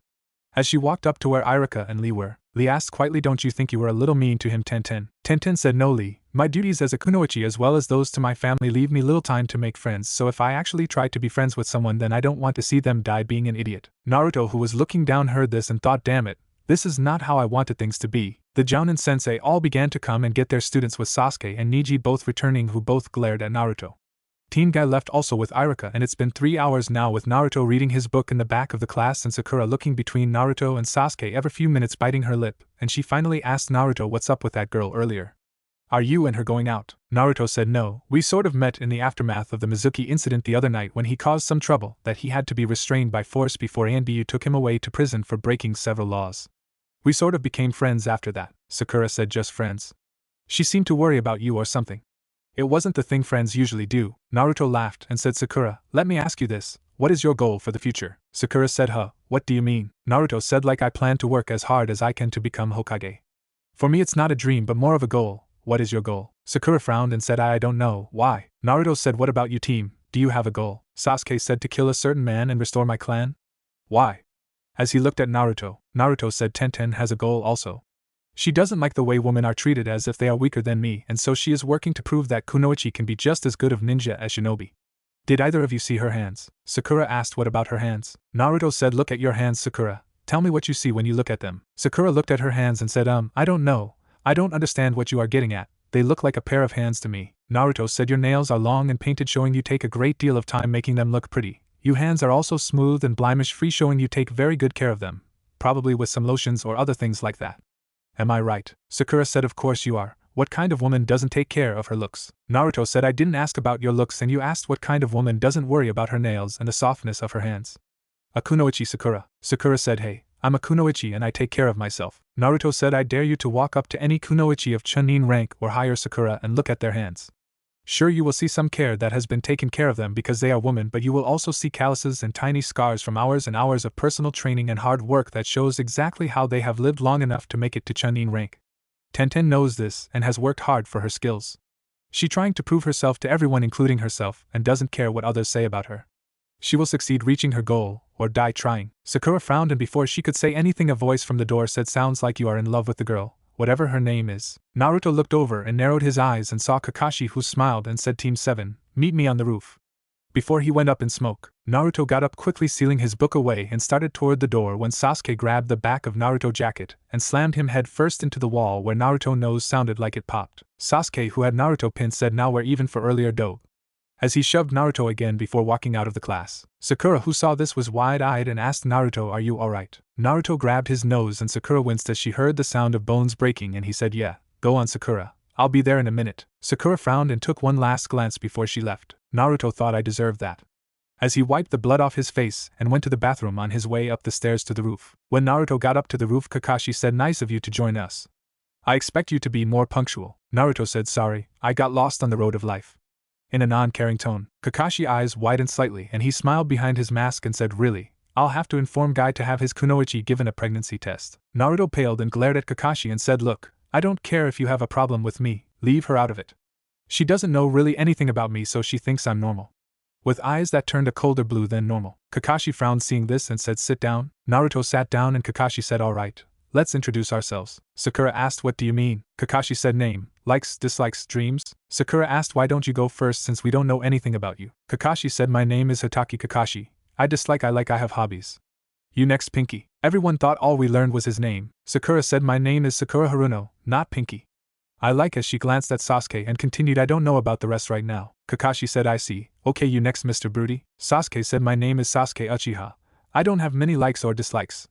I have a goal to kill a certain someone and restore my clan." Kakashi said sarcastically, "Right, okay, you next, Sunshine." Naruto opened his mouth but stopped as he remembered Tenten words and said, "My name is Naruto." Kakashi said, "And?" Naruto shrugged and said, "You've already been briefed on us by the Hokage, since this is basically a long-term mission for you, and he briefs everyone on their missions before he gives them out.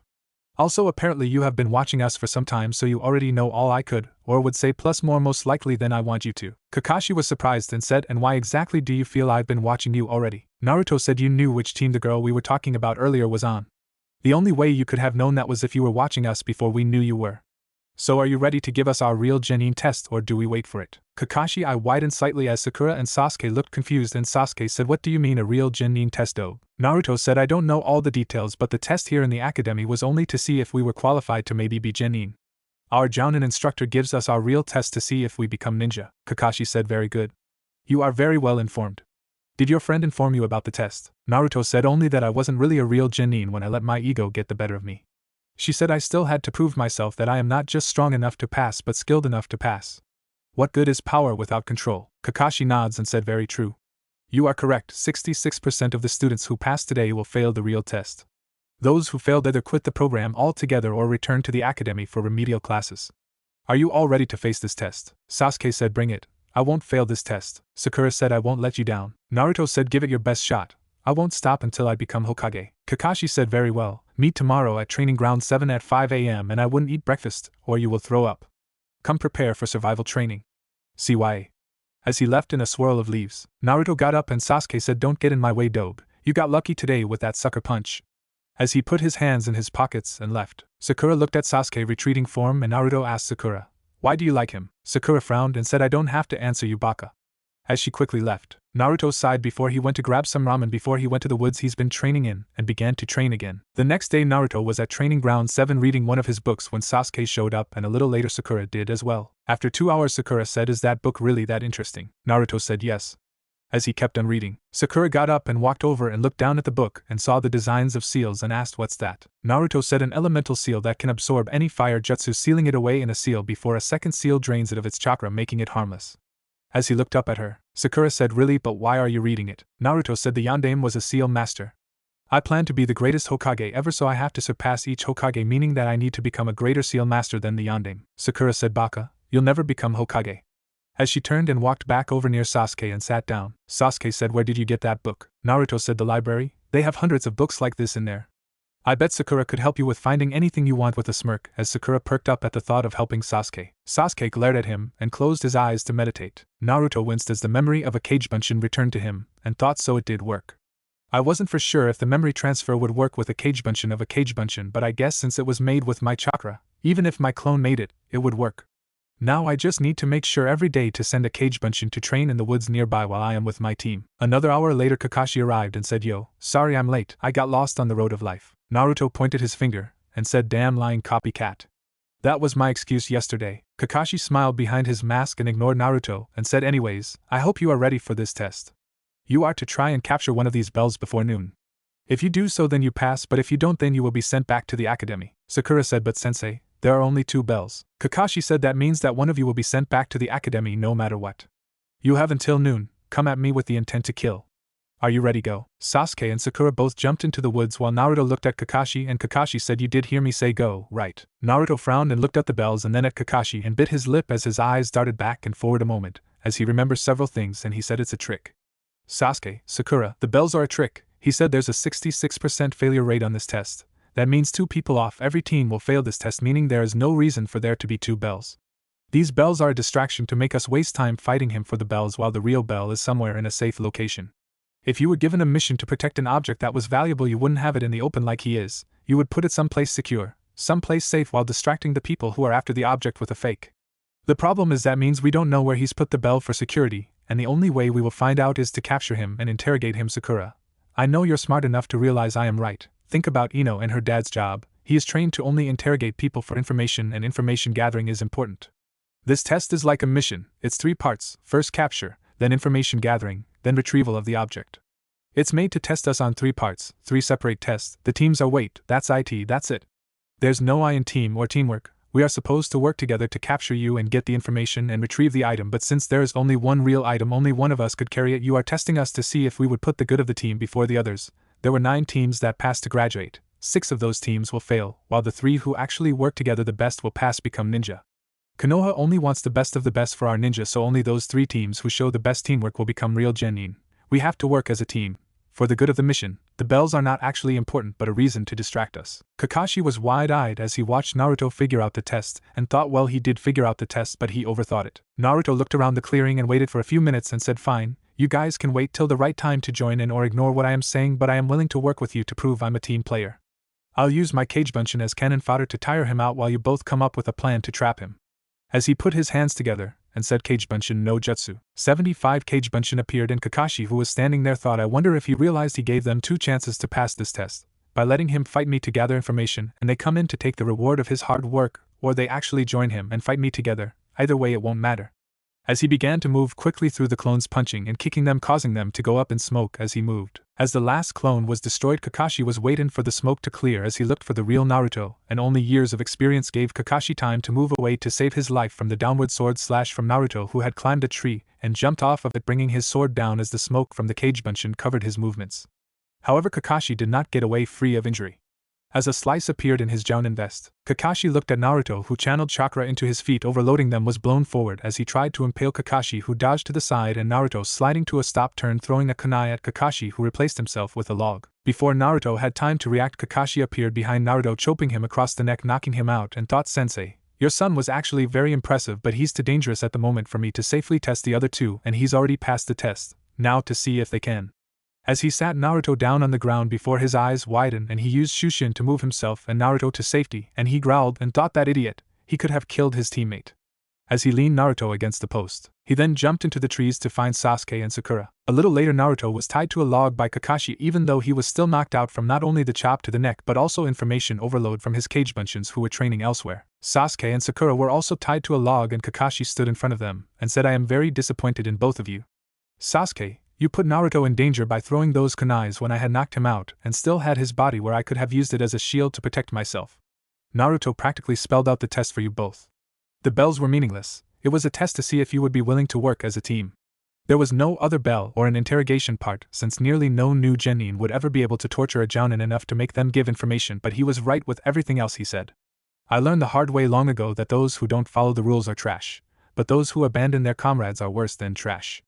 Naruto, who is still passed out from the chop I gave him, was in plain sight of you both, and neither of you came to check to see if he was alright, or even still alive. For that I truly disappointed in you both. Especially when you both were nearby, and instead of doing that, you Sakura went looking for Sasuke, who I was fighting since he put his teammate in danger, but since you jumped in to help Sasuke fight me, you used the very least amount of teamwork with the idea Naruto supplied you with to fight me after he tired me out a little, but you both are pathetic, and I hate the fact that since you 3 did work that small fraction that I have to pass all 3 of you. If I had my choice at this moment, I would send you back to the academy, Sakura, and have you removed from the program altogether, Sasuke, while Naruto was put on the reserve list until a spot on an active team became available for him to pass. You both know the rope escape jutsu, right? Both nod, and Kakashi said, consider this your punishment, free yourself. As he disappeared in a swirl of leaves, Sasuke, after Kakashi left, was the first to get free, and Sakura said, Sasuke-kun, you're free, could you help me? I'm having a little trouble with this. Sasuke said no, Kakashi-sensei said this was punishment. I need to train because the dobe actually was able to cut his vest, and I didn't even get that, even with your help. As he turned and walked away, Sakura looked down, and after Sasuke was gone she began to slowly free herself, and after she was free she looked at Naruto and thought, this is all your fault, Sasuke-kun, and I could have been a team together, and showed Kakashi-sensei our teamwork, but you had to be all glory hog and made me and Sasuke-kun look bad when we did work together. If anyone should be dropped from the program, it's you. As she stomped off. When Naruto awoke, he found himself tied to a log and blinked as he looked around and said, hey, what the, hey, someone let me go. What's going on? As he tried to get free, Naruto frowned and tried to get free, and after 30 minutes he thought, damn it, why the hell was I tied up, and where is everyone? They left me. They all tied me up and left me for dead. Damn it, did we even pass the test? How the hell am I supposed to get free? As he tried some more to get free, after a while Naruto looked at the wire tying him down and thought, damn it, how can I escape? If only I could get to my weapons and cut myself free. Wait, cut, no, I haven't even gotten close to doing that, but what choice do I have? As he began to concentrate on folding his chakra and trying to escape by cutting the wire with his wind element. 4 hours later Naruto was near exhaustion and thought, this isn't working, I can't do this, I don't have the control to do this, I'm never going to let this happen again. I'm going to train to get my chakra control and my wind control so good I can cut anything no matter how tired I am. I've got to try something else. Maybe if I compress my chakra and release a huge bubble of chakra at once, it will loosen the ropes enough for me to escape, I hope. So he closed his eyes and began to concentrate, putting as much chakra together as he could as he kept concentrating until he felt like he was about to pass out from using so much chakra, and he released it, and at that moment he passed out due to chakra exhaustion and pain. As what wine chakra manipulation he could do, as well as the amount the chakra was compressed when he released it, the chakra shot out of his body like a hyuga. Kaiten, and cutting the wire, the log, the ground, his body and his cloths, while also creating a sphere 15 feet wide around his body and at least 2 feet deep in the center where his body lay. In less than 2 minutes ANBU as well as several other ninja including the Hokage were at the scene, and the Sandaime saw Naruto and looked around and said, what happened here? And ANBU said, sir, my team was first to appear and we found him just as he is now. I do not know what happened here, but from what I can tell it appears by the damage that he was attempting to use wind manipulation, sir. Kakashi, who had arrived, looked at Naruto and frowned, and the Sandaime asked Kakashi, what happened? Before Kakashi could say anything, the sound of quiet sobs was heard and a mumbled noise was heard, and the 30 people who had gathered looked at the source, and the Sandaime saw that Naruto had tears going down his face, and he heard, why did they leave me? Why am I tied up? Why? Kakashi turned and slammed his fist into the tree behind him and said, sir, I do not know everything, but earlier Naruto figured out the test in the first 2 minutes as I had reported to you, and I had tied all 3 of them up even though Naruto was passed out after I knocked him out, so I could test the other 2 without his interference, and I tied him up so he wasn't laying face first in the ground.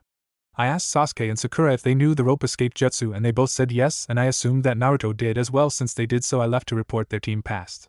It appears that he didn't, and they left him tied up here, and this must have been the result of him trying to free himself after 5 hours since the test ended, sir. I take full responsibility for this, as it was failure on my part for not making sure he was alright when he woke up. I had assumed his teammates would have woke him up and freed him, but it doesn't appear so. The Sandaime said, I see, Kakashi. I don't care if you have to quit reading your books altogether. I want a demonstration by Naruto within 2 weeks showing that he can perform the rope escape jutsu. That lesson was taught by Mizuki at the academy and appears to be another lesson he sabotoged Naruto on. I do not care what anyone's personal feelings for Naruto are, but he is a Konoha shinobi like anyone else. Do you understand what I am saying, Kakashi? Kakashi said, yes, sir. I will make sure to teach it to him personally. The Sandaime looked at Naruto and said, I shudder to think how long he would have been here if he didn't do what he did. That must have been a final desperation move. Kakashi, take him to the hospital and make sure you are there and find out if you are correct, and if so, explain what happened. We don't need him thinking you're another Mizuki waiting to betray and kill him, or his trust in our village could be lost. Kakashi nods, and an ANBU said, sir, I'm sorry for interrupting, but if I may ask a question. The Sandaime nods, and the ANBU said, I first want to say that I do not have a problem with him and his status, but what I was wondering is why he was allowed to pass in the first place from the academy when he failed the actual Genin test. The Sandaime said, first, for the past 3 years the only thing that he has failed is the clone no jutsu. Every other part of the test he passed 100% on. If he could have performed that jutsu, he would have graduated already 2 years ahead of those his age. Now, as you all know, the clone jutsu takes only a very small amount of chakra to make it, which is why it is used as a distraction. Naruto is able to produce hundreds of Kagebunshin.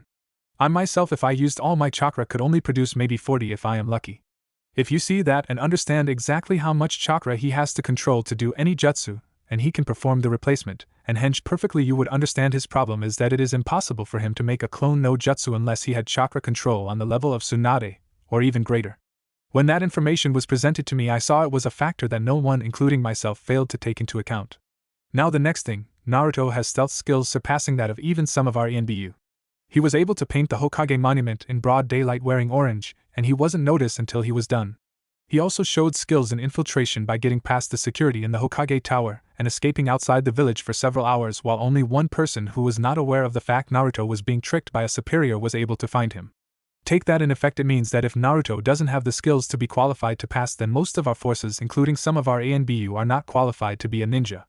If other countries found out about Naruto abilities and that we did not pass him, then Konoha would be a laughingstock to other countries and our clients would seek out business elsewhere, and if Konoha doesn't accept Naruto, who's to say another village wouldn't try to recruit him, seeing the potential that many in our village refuse to admit. We're lucky that his strong will and determination wants to prove himself here, thanks to the few who have accepted him, because I would hate to see what he could do if he became our enemy. Kakashi said, also, if you think he isn't qualified, in the Bell test where I had ordered him and the others to come at me with the intent to kill, had I not had years of experience and trusted my instincts, I would be in the hospital from the trap he used against me. He had me believe that he was going to use numbers of Kagebunshin to wear me down so his teammates could join at the end and get the bells while I was weak, and I underestimated his ability. My shirt and Jounin vest were sliced in half when I dodged at the last second when he used the Kagebunshin as a smoke screen when they were dispelled to hide his attack as he came down from above with his sword ready to strike as he fell. Many were shocked hearing this, and a few gave Naruto another look while gaining him a little respect. Kakashi walked over and placed his hand on Naruto before they left in a swirl of leaves and said, I don't want this spread around. ANBU, repair the damage and return to your duties. As he left in a swirl of leaves, when Naruto awoke, he found himself on a bed, and after a few moments of letting his eyes adjust, he found that he was inside his apartment. He sat up looking around and found himself wrapped in bandages. A noise from another room alerted him of someone else being there, and Kakashi walked into his bedroom, and Naruto blinked before the memories of what happened returned, and he scowled at Kakashi. Kakashi said, in case you're wondering, after whatever it was you did destroyed part of the training ground, the Hokage, myself and several other ninja arrived and found you in a crater wounded. We believe we know what happened but would like to hear from you to see if it's true. I took you to the hospital and made sure they treated your injuries correctly before I brought you back here to rest. Could you tell me what happened? Naruto glared at Kakashi and said, why should I? Kakashi sighed and reached into his vest pocket and pulled out a scroll before unsealing a ANBU mask and putting it on. Naruto's eyes widened and whispered, Inu. Kakashi took the mask back off and said, yeah, I'm Inu. Naruto frowned and asked, why was I tied up? Why did you all leave me there? Why would you do that to me after all the times you saved me? As he looked at Kakashi questioningly, Kakashi asked, when you woke up, did you see Sasuke or Sakura? Naruto frowned and shook his head no, and Kakashi sighed and said, after you figured out most of the tests, good job on that by the way, I knocked you out and Sasuke attacked me at that moment. I had to shushin us both away and I put you against the training log to go test both Sasuke and Sakura, who barely worked together. Actually, Sakura tried to help Sasuke, but with the way you explained it I had to pass them. I was angry at both of them and told them that you should be put on another team while both of them were dropped from the program. I had tied them both to a training log and you had slumped to the ground and I didn't know how long you would be out. I tied you as well up. I then chewed both Sasuke and Sakura out and asked them if they knew the rope escape jutsu. Naruto asked the what? Kakashi sighed as he rubbed his hand through his hair and said it was something the academy was supposed to teach you. I assumed that since both Sasuke and Sakura said they did, you did as well, so I told them that it was punishment for the poor job they did during the test, and I left thinking you knew it as well, and I was planning to ask you all today how long it took you to escape from it so we could work on the jutsu to improve your time if I didn't think you were up to level. I'm sorry for failing you on that. Naruto looked down and said, I forgive you, it was my fault for not knowing that jutsu. Kakashi said, which is why I am going to teach it to you. Naruto asked, so we did pass, did Sasuke and Sakura get the third bell? Kakashi laughed and said, there's a saying about looking underneath the underneath, but you looked so far under it you came out on the other side of the world. There was no third bell, the two bells were a trick to see if you would work as a team. Those who don't follow the rules are trash, but those who abandon their comrades are worse than trash. I guess that makes me worse than trash. Naruto shook his head and said, no, but I don't think I can trust Sasuke and Sakura. I mean, you were justified, but they, Kakashi said, might have thought you knew it as well. I did chew them out pretty good over their performance, and may have had that on their mind as well. I can understand how you feel, but things might not be actually as bad as they seem now, or they could be worse.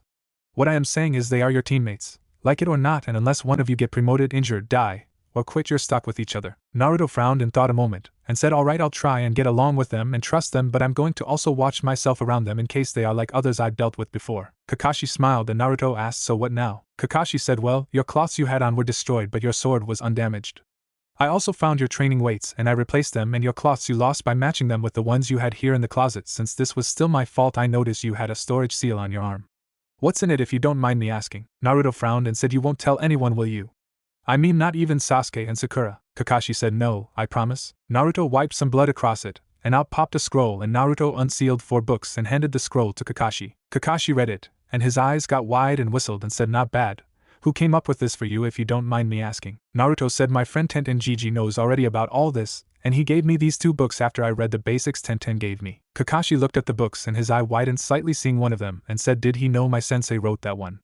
As he pointed to the one on chakra theories, Naruto said Dad was your sensei. As he slapped his hand over his mouth and looked at Kakashi with fear in his eyes, Kakashi frowned and said why did you say the Yondaime was your dad? Naruto sighed and said there's a blood seal in the QB seal. The only way it could be there where it is located is if the person who wrote it was related to me and since the Yondaime was an orphan. Kakashi said I see you need to be more careful with that piece of information. Who else knows? Naruto said just Gigi and Tenten. Kakashi tilted his head to the side and asked why her. I figured Tuchi, I am, or Irika. Naruto said she was there the night in the woods with Mizuki. She heard everything and accepts me as me. She wants to be my actual friend and believes in me and my dream. She means a lot to me for that. She's someone I don't have to hide things from. She talks to me and treats me as a person, and if I don't understand something she tries to help me understand it. She even gave me the talk nobody has ever told me about all the differences between men and women, and explained to me why women get so upset with my sexy no jutsu. I feel I can be me around her. Kakashi said I see maybe I can arrange for her team and ours to work together on an occasion or two to allow you a chance to be with your friend. Naruto said you would do that. With eyes wide, Kakashi nods and Naruto said thank you Kakashi-sensei. Kakashi said now Naruto, you can't tell anyone about me being an ANBU or Inu. We are given code names and masks for reasons that must remain secret, not only for me but for others. Naruto said I won't tell anyone but could you tell me about Dad sometimes? I mean I know I'm not supposed to officially learn anything about him or Mom, whoever she is until I make Chunin and Jounin, but surely there is something you could tell me that wouldn't be classified or reveal the truth, anything. In a pleading tone, Kakashi said I think I might be able from time to time. Naruto said thanks. Kakashi asked so about all this training, how are you coming along? Naruto thought a moment, and said well with Tenten advice I can stand on water a few seconds with both feet about a foot off the shore but that's not very far yet. Tree climbing I can get about halfway up a tree, leaf balancing I can get the leaf to stay about a foot above my head but I can't get it closer than that yet. I can generate a small breeze enough to move my hair with a great breakthrough but the others I haven't made any progress yet. I've actually read all 4 books all the way through and I have began to write down on a separate scroll. I didn't unseal the main points and theories on both sealing and chakra theories and questions I have about them as well as ideas for them. For some reason both seem like I'm not actually learning them but relearning them like this. As he pointed to a part of the seal on his stomach, Kakashi looked at it and asked what about it. Naruto said this isn't covered in either of the books I've read but I know that is the actual chakra converter seal that turns QB chakra into my own and it's based off the principle of the fire absorption seal I read about but how do I know that? It's the same things with the theories on chakra as well as the Kagebunshi no Jutsu. While it did take me several hours to learn it I seem to have known part of the inner workings for it somehow. I can't explain it. It's weird you don't think I have a bloodline or something do you? Kakashi looked and thought a moment, and said I doubt it Naruto maybe it's a part of your dad and you I don't mean like that. I mean your dad was a seal master, that's common knowledge so I know I can tell you that. Maybe you have the makings of one as well but seals are dangerous Naruto, and I want you to promise me you won't mess with Sensei seal. Naruto said oh, I already made that deal with Gigi anyways. It's why he was so willing to let me have those other 2 books. I mean I pointed out that if I were to learn seals then if something happened to the seal then I would have a chance to warn others or get away before any danger could happen. We also agreed that if I ever wanted to do anything to the seal then I would have to get his permission first. Kakashi said good tell you what. I don't know if you know this or not, and you can't tell anyone I know this but one of the reasons you and Sasuke are on the same team, even if you would have been ranked higher is because I specifically asked for you to be on my team right after you were born, but Sasuke has a bloodline, though it hasn't activated yet, called the Sharingan. Since his family was killed I am the only person in the village who can teach him how to use his bloodline since I have it also right here. As he touched his height-covered eye and said I lost my eye and my teammate gave me his before he died after saving my life. I don't like talking about it, and the only reason I am telling you this is because I want you to be able to trust me. Now when Sasuke activates his bloodline I will have to focus a little on him to teach him how to use it properly. To make it up to you I can see if I can find 1 or 2 more wind jutsu for you to learn after you can use all 5 of those correctly. I'll even see if I can't get some more books on seals for you that are usually restricted for higher ranking ninja. You could also check the library on seals and chakra theory. Naruto scowled and said I tried and I was told I couldn't come in there because I don't have a library card and only my parents could get it for me. Yeah right. Kakashi frowned and said how about this then? Every time you complete 20 missions successfully I'll buy you a book so you can look at it anytime you want. Naruto eyes widened and said you would do that for me Kakashi-sensei. Kakashi said yeah. Naruto frowned and asked why though I mean as he tried to find the words to explain what he wanted to ask. Kakashi said I owe your dad a lot. If I could have I would have adopted you to raise you for him, but there were things that stopped me from being able to adopt you and no, it's not the fox. Naruto said let me guess, the council. Kakashi nods and Naruto said yeah. Gigi explained about how I can't get away with some of the stuff I did before now that I am a ninja or the council will make trouble for me. Bunch of old farts. Kakashi bit his lip to keep from laughing and Naruto looked at the clock and asked, do we have team practice today? Kakashi said yeah, at 8. Naruto said, but it's almost 10:30. Kakashi smiled and said, I know. Naruto said, you're going to be late all the time, aren't you? Kakashi said, a ninja is never late or early. He arrives exactly when he wants to. Naruto said, I see. Well, if you don't mind, I don't like men seeing me get dressed. Kakashi said, really, maybe I should get Tenten to come help you. Naruto frowned and said, don't go there, sensei. She's a friend, my only friend my age. Kakashi said, relax, I'm just joking. Naruto said, I know, but I don't want to take the chance of angering her at me. Kakashi frowned and said, if she's going to really be your friend, you can't walk on eggshells around her or about her. If you do, your enemies could use her against you to either anger you or threaten to harm her. Now you need to get ready for our first mission and get to training ground 7 as fast as you can. Here is the directions for the rope escape jutsu. I want you to see how far you can get on it before the end of the week, and after that I will help you if you are having trouble. CYA. As he handed Naruto a scroll before he went up in a puff of smoke. Naruto frowned as he read the scroll and thought, that's it. Damn it, I could have gotten out of those ropes so easily if I would have known this. It may take me a little time to actually get it, but this seems pretty simple since it's similar to what I am doing for chakra control practice. As he got up and got ready. After creating a cage bunshin, Naruto grabbed a cup of instant ramen and cooked it, and ate it on the way to his team training ground. When Naruto arrived, Sakura screamed, you're late. Naruto said, you say something. As he rubbed his ear. Just then Kakashi arrived and Sakura, who was angry with Naruto, turned to him and screamed, you're late also, sensei. Naruto just got here. Kakashi said, sorry, I'm late. A black cat crossed my path and I had to take another road. As he smiled, making Sakura angrier, Naruto smirked seeing what Kakashi was doing and said, really? I had to get a stray dog out of my apartment who broke in while I was asleep. Sakura screamed, liars. Kakashi smiled and said, alright team, let's go get our first team mission. As he turned and pulled out a book and began to read as he walked. Naruto, seeing this, also unsealed a book and began to read, and Kakashi, seeing this, smiled as he saw the glares both Sasuke and Sakura were giving Naruto, and he thought, I wonder how long it will take before he realizes why this is actually a smart thing once he learns to keep an eye on his surroundings. As he saw Naruto nearly walk into a tree. When they got to the Hokage office, the Sandaime raised an eyebrow at Naruto and Kakashi, and said, seems you are already teaching your students, Kakashi. Kakashi said, more like he's trying to copy the copycat. Perhaps I'll introduce him to the joys of Jiraiya-sama work. The Sandaime coughed and said, right, alright team 7, your first mission is a D-rank mission to pick up trash out of the park on the east side of the village. Naruto blinked as both Sasuke and Sakura got shocked looks on their face, and Naruto said, isn't that the park most of the villagers go to relax when in the shopping district? The Sandaime nods and Naruto thought a moment, and said, I see. Sakura said, see what, baka? Naruto said, look at the time of day it is, Sakura. Right now the park is full of people trying to relax and enjoy themselves, most likely having lunch while shopping or going about their daily jobs. They don't want people disturbing them as they try to relax, so this mission is not only a chore to clean up the park but also a side mission to do it with as much stealth as possible while working as a team without disturbing the villagers enough for them to complain, right? The Sandaime said, mostly correct. There is another aspect that you will have to figure out yourself, but most of these missions, while seeming to be chores, also have another purpose, which is why we have genin to them instead of academy students. I am surprised that you figured that out so quickly. What gave it away? Naruto said, Tora. I've seen enough ninja chasing that cat too often to not think there had to be another reason for chasing it. Search and retrieval, right? The Sandaime said, if only all my genins would figure that out. I have a few genins who have been genin for years and they still think D-rank missions only real purpose is chores when in fact they are designed to teach another aspect of being a ninja while completing a mission in a controlled environment.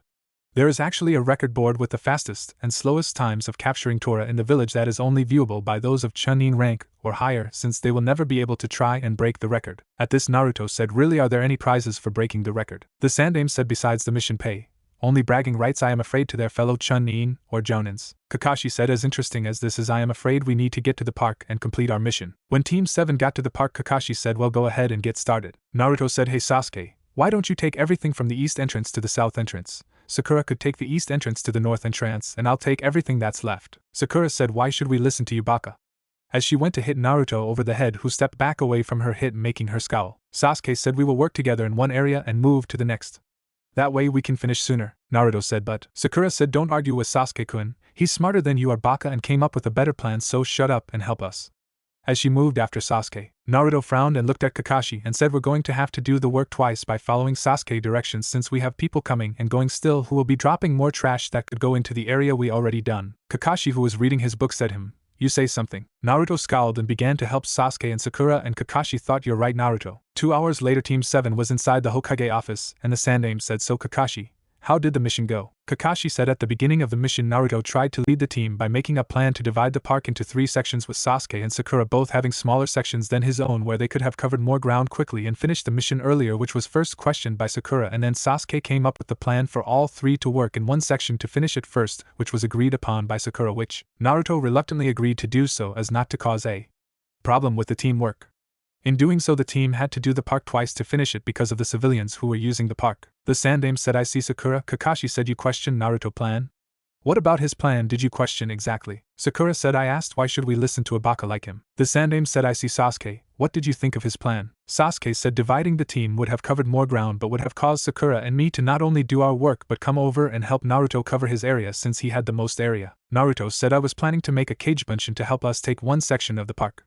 There was a reason I was willing to take the largest section. Sasuke said, I did not know that, and I also did not know that we would have to go back and clean up the section again if the entire park was not clean at the same time thanks to the civilian using the park. The Sandaime said, I see Naruto. What did you think of Sasuke's plan? Naruto said, I could see where he was going with his plan, but I suspected that we would have to have the entire park clean at the same time if we were to complete the mission, which I knew would make us have to go over each section twice just to make sure each section was clean. The Sandaime said, I see Sakura. Now that you heard all this, which one do you think had the better plan? Sakura said, I still think Sasuke-kun had the better plan because at the time I was not aware of the fact Naruto was planning to use a cage bunchen or the fact we would have to go over each section twice. The Sandaime said, very well, while the mission was a success on the actual cleaning of the park, the ninja aspect was a failure on all 3 of you. Normally I would not have told you that part, but because Naruto figured out there was more to the missions than simple chores, I had to rate your mission as such. You all 3 need to learn to communicate all available information to your teammates to come up with the best decision. The correct course of action would have been a combination of you plan. 2 of you should have taken 1/4 of the park and began working on them while the third went back and forward between the 2, helping one finish one section first before helping finish the other section, while the one who finished first began one of the last half and repeated the process. By doing this you would still have had to do a quick sweep of the original half you finished to pick up any new trash, but would have finished the mission more efficiently and quicker as such. Now would you like another mission today, Kakashi? Kakashi said no. I believe they have had enough for one day. The Sandaime said, then here is your pay voucher that you can collect from the mission office secretary. Dismissed. Naruto looked at his voucher and frowned as his teammates left, and the Sandaime said, yes Naruto, is something wrong? Naruto said, is there any way I could get an extra mission? I don't care what it is, but I have things I need to pay for, and with $25 a mission I'm not going to be able to pay for the things I owe or my own bills like food and utilities. Please. The Sandaime frowned and said, very well. How many extra missions do you need a month? Naruto at D rank. Naruto thought, and said, will I get the full payment of $75 for the mission if I do it by myself? The Sandaime said, actually, $100. Kakashi gets 1/4 of your mission pay on top of his Jounin Sensei payment. Naruto said, I see 3 extra a week if I can. Say Monday, Wednesday and Friday. The Sandaime said, very well. I will make sure to hold one that can be done solo for you, but I don't have any right now. I will have one for you Wednesday though. Naruto said, thanks Gigi. I owe you. The Sandaime said, well, if there is nothing else I need to get back to work on the paperwork. Naruto said, okay Gigi. Have a good day. The Sandaime said, I'll try. By the way, good job on figuring out the true reason for D rank as well on your plan. I am proud of you. Naruto smiled and said thanks. As he left, the Sandaime smiled and thought he's going to make you proud, Minato. It had been a little over 2 weeks since that day when Naruto walked into the Wolf Claw weapons shop and Dustin blinked and said, long time no see stranger. So what brings you here today? Naruto walked over and pulled out his wallet and handed Dustin $500 and said, there, that's the remaining balance on what I owed you. Dustin blinked and counted the money and said, you're right, and I owe you $20 back in change though. I thought it would take you a couple of months to get it though. Naruto rubbed his head and said, it might have if I worked at the pace of my team, but where my teammates have done a total of 15 missions since we began as I-Team, I have done a total of 32 missions. As his shoulders slumped, Dustin blinked and asked, how did you do that many? Naruto closed his eyes and rubbed them around the temples and said, Kakashi-sensei doesn't arrive until 11 a.m., and we do 1 mission a day and then he lets us go, and on Saturdays he has us work on teamwork and sparring, and Sundays are our days of rest. I've been doing an extra mission solo after our regular mission Monday through Saturday, and on Sunday I do 3 missions. I think I'm going to take this Sunday off though. I'm getting really tired since I'm creating a cage bunchen first thing when I leave my apartment, and he heads off to work on all my chakra control and jutsu training while I do physical training. He also does my seal training. Damn, this headache. Can't get rid of it, and it seems to be getting worse if that is even possible. Dustin said, I see, I guess that would explain the dark rings you got under your eyes. I didn't want you to work yourself to death to pay me back, kid. I wasn't in a hurry to get the money. Naruto said I originally was only going to do 3 days a week of extra missions, but after checking my income versus bills I decided that I was going to get some extra cash put up to fall back on in case I got injured since I have to support myself, so I talked to Gigi again, and all I have to do is let him know the day before, and he will hold the mission back for me. I wish I could figure out a way to come up with extra cash that doesn't require my ninja skills, but I don't have any other skills that could be used for that right now, but I'm hoping that I might learn something with all these D ranks I am doing to help me with that. Dustin said I know what you mean, it's not actually a problem that you alone face. About 60% of our ninja force actually is in that situation, they just don't have any other skills to fall back on, which is why they stay ninja long after they should retire when their bodies can't keep up with the strain of being a ninja. I don't know how many customers I lost over the years for that simple fact. Naruto frowned and said that's something I'll have to look into when I become Hokage. It seems like a waste of resources and lives. Dustin nods and Naruto said anyways, I got another reason for coming today. I've come across a couple of problems. I've used all my sealing supplies practicing, so I need to get some more, and I also need to get another sword. Dustin blinked and asked why. The one on your back doesn't appear damaged or anything. Naruto laughed and said no, it's not that. Between my dodging exercise and trying to catch those damn chickens at the farm I work at sometimes for missions, I gotten pretty quick on my feet, and I think Tenten would say I've gotten my balance finally, but the thing is I need to do more than just swing my sword around if I am ever going to learn to use it, so I was thinking of getting a second sword and have a cage bunshin attack me and I block before I attack and he blocks and just go back and forward, where not only would I be learning to block but also attack with it and gain a little experience. Dustin thought a moment and said that is actually a very good idea to help you learn the basics. Naruto said yeah. I came up with it when I was dodging Edgar. Dustin asked who's Edgar. Naruto scowled and said Edgar's the damn rooster at the chicken farm. The bastard must be able to tell the QB in me because he keeps trying to kill me by pecking and clawing me to death. Hey, don't laugh. I actually got scars on my back from him, and I never scar. Dustin waved his hand as he tried to calm down and said sorry. Sorry, so besides chasing chickens and fighting roosters, what else have you been doing? Naruto said well, I had to catch Tora. Had to help break a couple of wild horses that are supposed to be used by some movie company in a few months when they come to Konoha, though I think I broke my tailbone when I got thrown off them several times. I worked at the fish hatchery cleaning the ponds of slime after they drained the ponds. I had to help plow a couple of fields, paint a few fences after I built them. Worked in the records office at the academy, worked in the mission record office. And my handwriting has gotten better as well as my seal making since I sort of had to rewrite the reports several times. As he looked sheepish, rubbing the back of his head in embarrassment. Dustin said I see, so you've been doing all that by yourself. Naruto said yeah. I also had to work at the Yamato Woodworks cutting down some trees and helping them cut the trees into usable pieces. I also did some stocking for the Yamanaka flower shop for their fertilizer bags that I actually made at this manure farm I worked at the day before. Dustin blinked and said Naruto, have you been wearing those weights you bought? Naruto said oh yeah, I've reached about 30 pounds each. After an accident the day of our real Genin test I couldn't remember how much I had on at the time, so I just put it all on, and it hurt the first couple of days because I thought my arms and legs were going to fall off, especially when I had to do all that hammering, so I cut it back down to 20 pounds each and I got used to it real quick, so I added an extra 10 pounds to it. I'm going to wait until next week and then add some more weight. Why? Dustin said him just wondering. Good job. So you need another sword and some more ink, blank scrolls, and brushes, right? Naruto nods and Dustin said Naruto, since you paid me back so quickly I am going to give you a small line of credit. Up to $1,000 you can spend here and pay me back when you can. Think of it as a little help should you become injured, but I don't want to see you work yourself to death. I don't know if you notice yet or not, but you are about to collapse from both mental and physical exhaustion. I suggest that you take Sunday off and relax or sleep. If you run out of equipment and need them but don't have the money, you can use that credit and pay me back when you can, but don't kill yourself or burn out. Alright, Naruto said. Alright, so about those supplies. In a questioning and uncomfortable tone, Dustin said I'll get them for you. As he left the room and came back with a scroll and said I got you 10 bottles of ink, 20 brushes, and 100 blank scrolls as well as another sword sealed in here. That would be $400. Naruto nods and said here's $200 and I'll pay the rest later. Okay, Dustin said sounds good. Here? As he pulled out a red book and wrote down in it, and Naruto blinked and said I see, so you give credit to all your customers. As he saw his previous balance that was zero out now before the new balance was added, Dustin said only those I trust? Naruto smiled and said have you seen Tenten? Dustin said she's out on a mission right now. She should be back sometime this week. Why? Naruto said oh we were going to train together, and I just was wondering why she hadn't come by the training ground I use. Well, I got to go, CYA. As he started to leave, Dustin said wait, I was wondering, how are you coming along with your sealed training? Naruto thought a moment, and said truthfully I got nearly every seal in the books I'm reading memorized and I can reproduce them, but my brush strokes are still way off and look like a kid drawing with a crayon, so I am trying to improve in those areas. Especially after Irika Sensei, who was the person who had to help me with the paperwork at the academy, and the mission office told me that some of my bad grades in the academy was simply because he gave up trying to figure out what my handwriting was. Also, the guy at the chicken farm told me that he seen chickens scratch neater than my handwriting and made me rewrite everything that day, so I'm actually taking an hour before I leave my house and an hour after I get home every day and just working on my writing. Dustin said yes. In sealing, sometimes the size of the stroke is just as important as the stroke itself because the chakra is evenly spread out across the ink, and if one area is bigger than the other areas in the seal, then that area would be a weakened area in the seal. Naruto said yeah, that's something I'm paying close attention to. Well, I got to go, CYA. As he quickly left. After he was gone, Dustin thought, clever Hokage-sama. You're giving him jobs that will either help him in speed, strength, reflexes, chakra control, or more specific jobs that could help him with his kenjutsu and sealing skills. When Naruto got to his training ground, he saw Sasuke and Sakura sitting on the bridge, and he frowned as he walked over, and Sasuke said, what's with the second sword dobe? Naruto said, training team. As he put his hands together, and said, Kagebunshin no Jutsu. As 5 Kagebunshin appeared, and Naruto scowled and said, I really got to get my control better. You here. As he tossed the second sword to one, the Kagebunshin caught it, and Naruto said, you.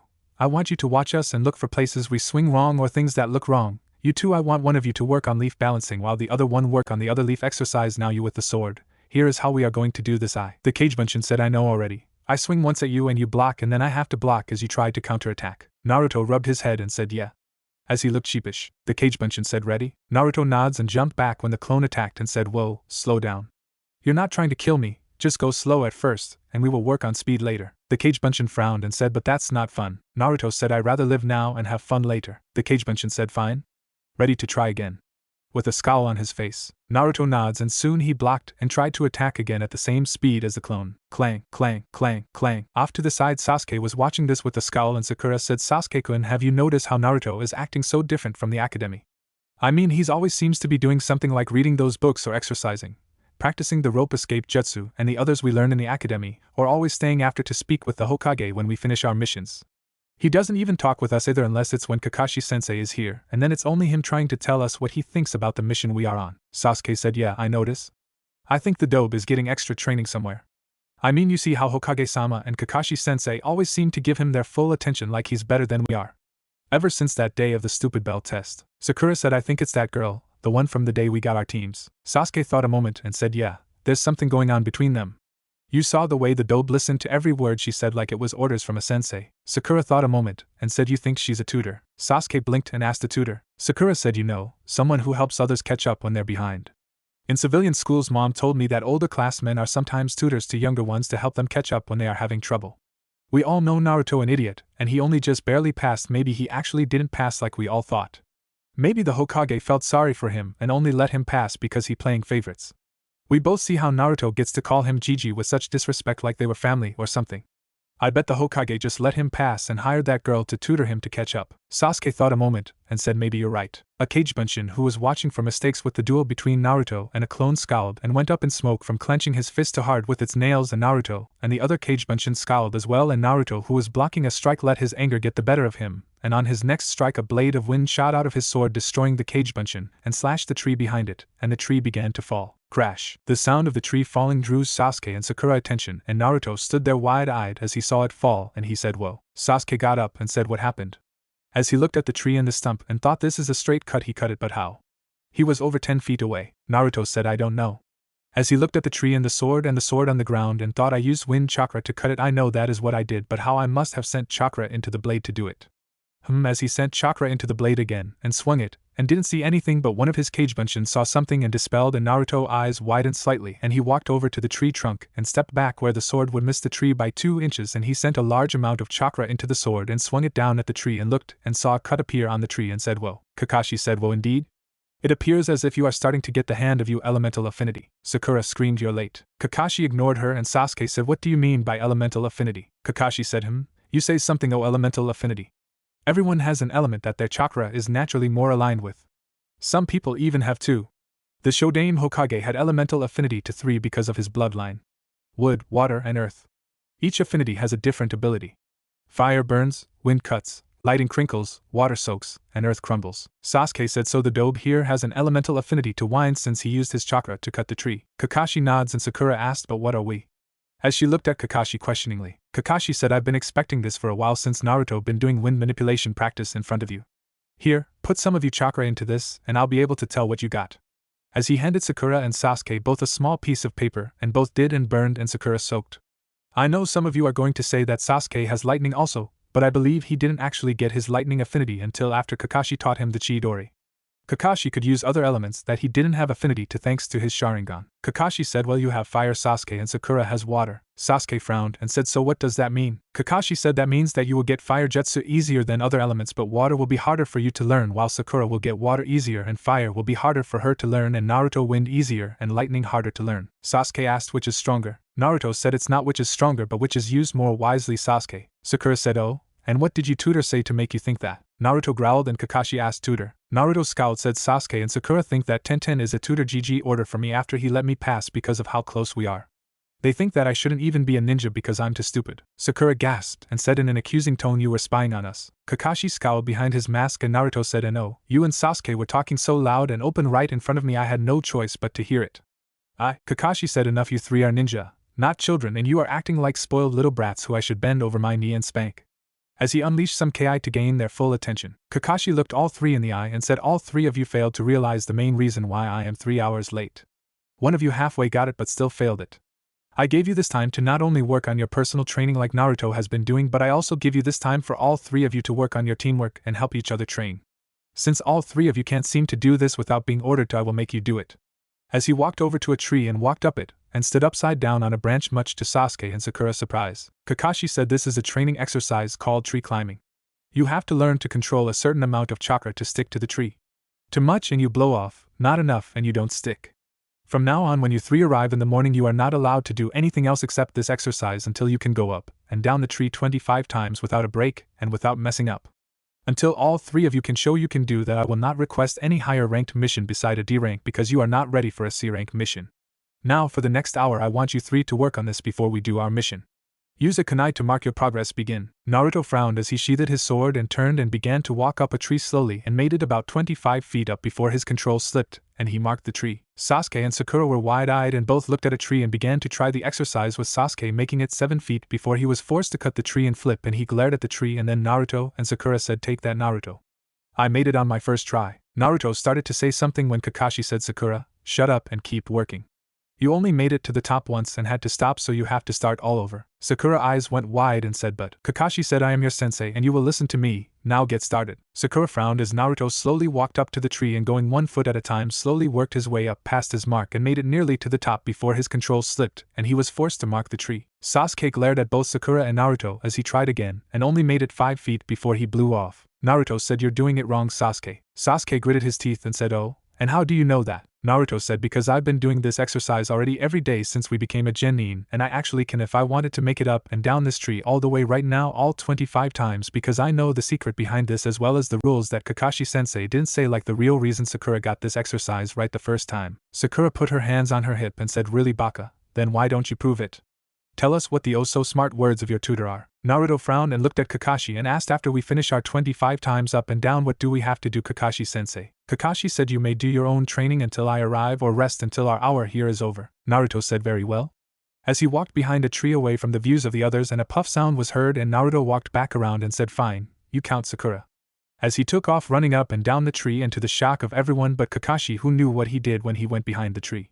He ran up and down the tree perfectly as Sakura said in a shock voice, 1, 2, 3, 4, 23, 24, 25. Naruto actually kept going and ran up and down it for 5 more times before he touched the ground and said, there, see, I did it, and can do it any time I like just as easily.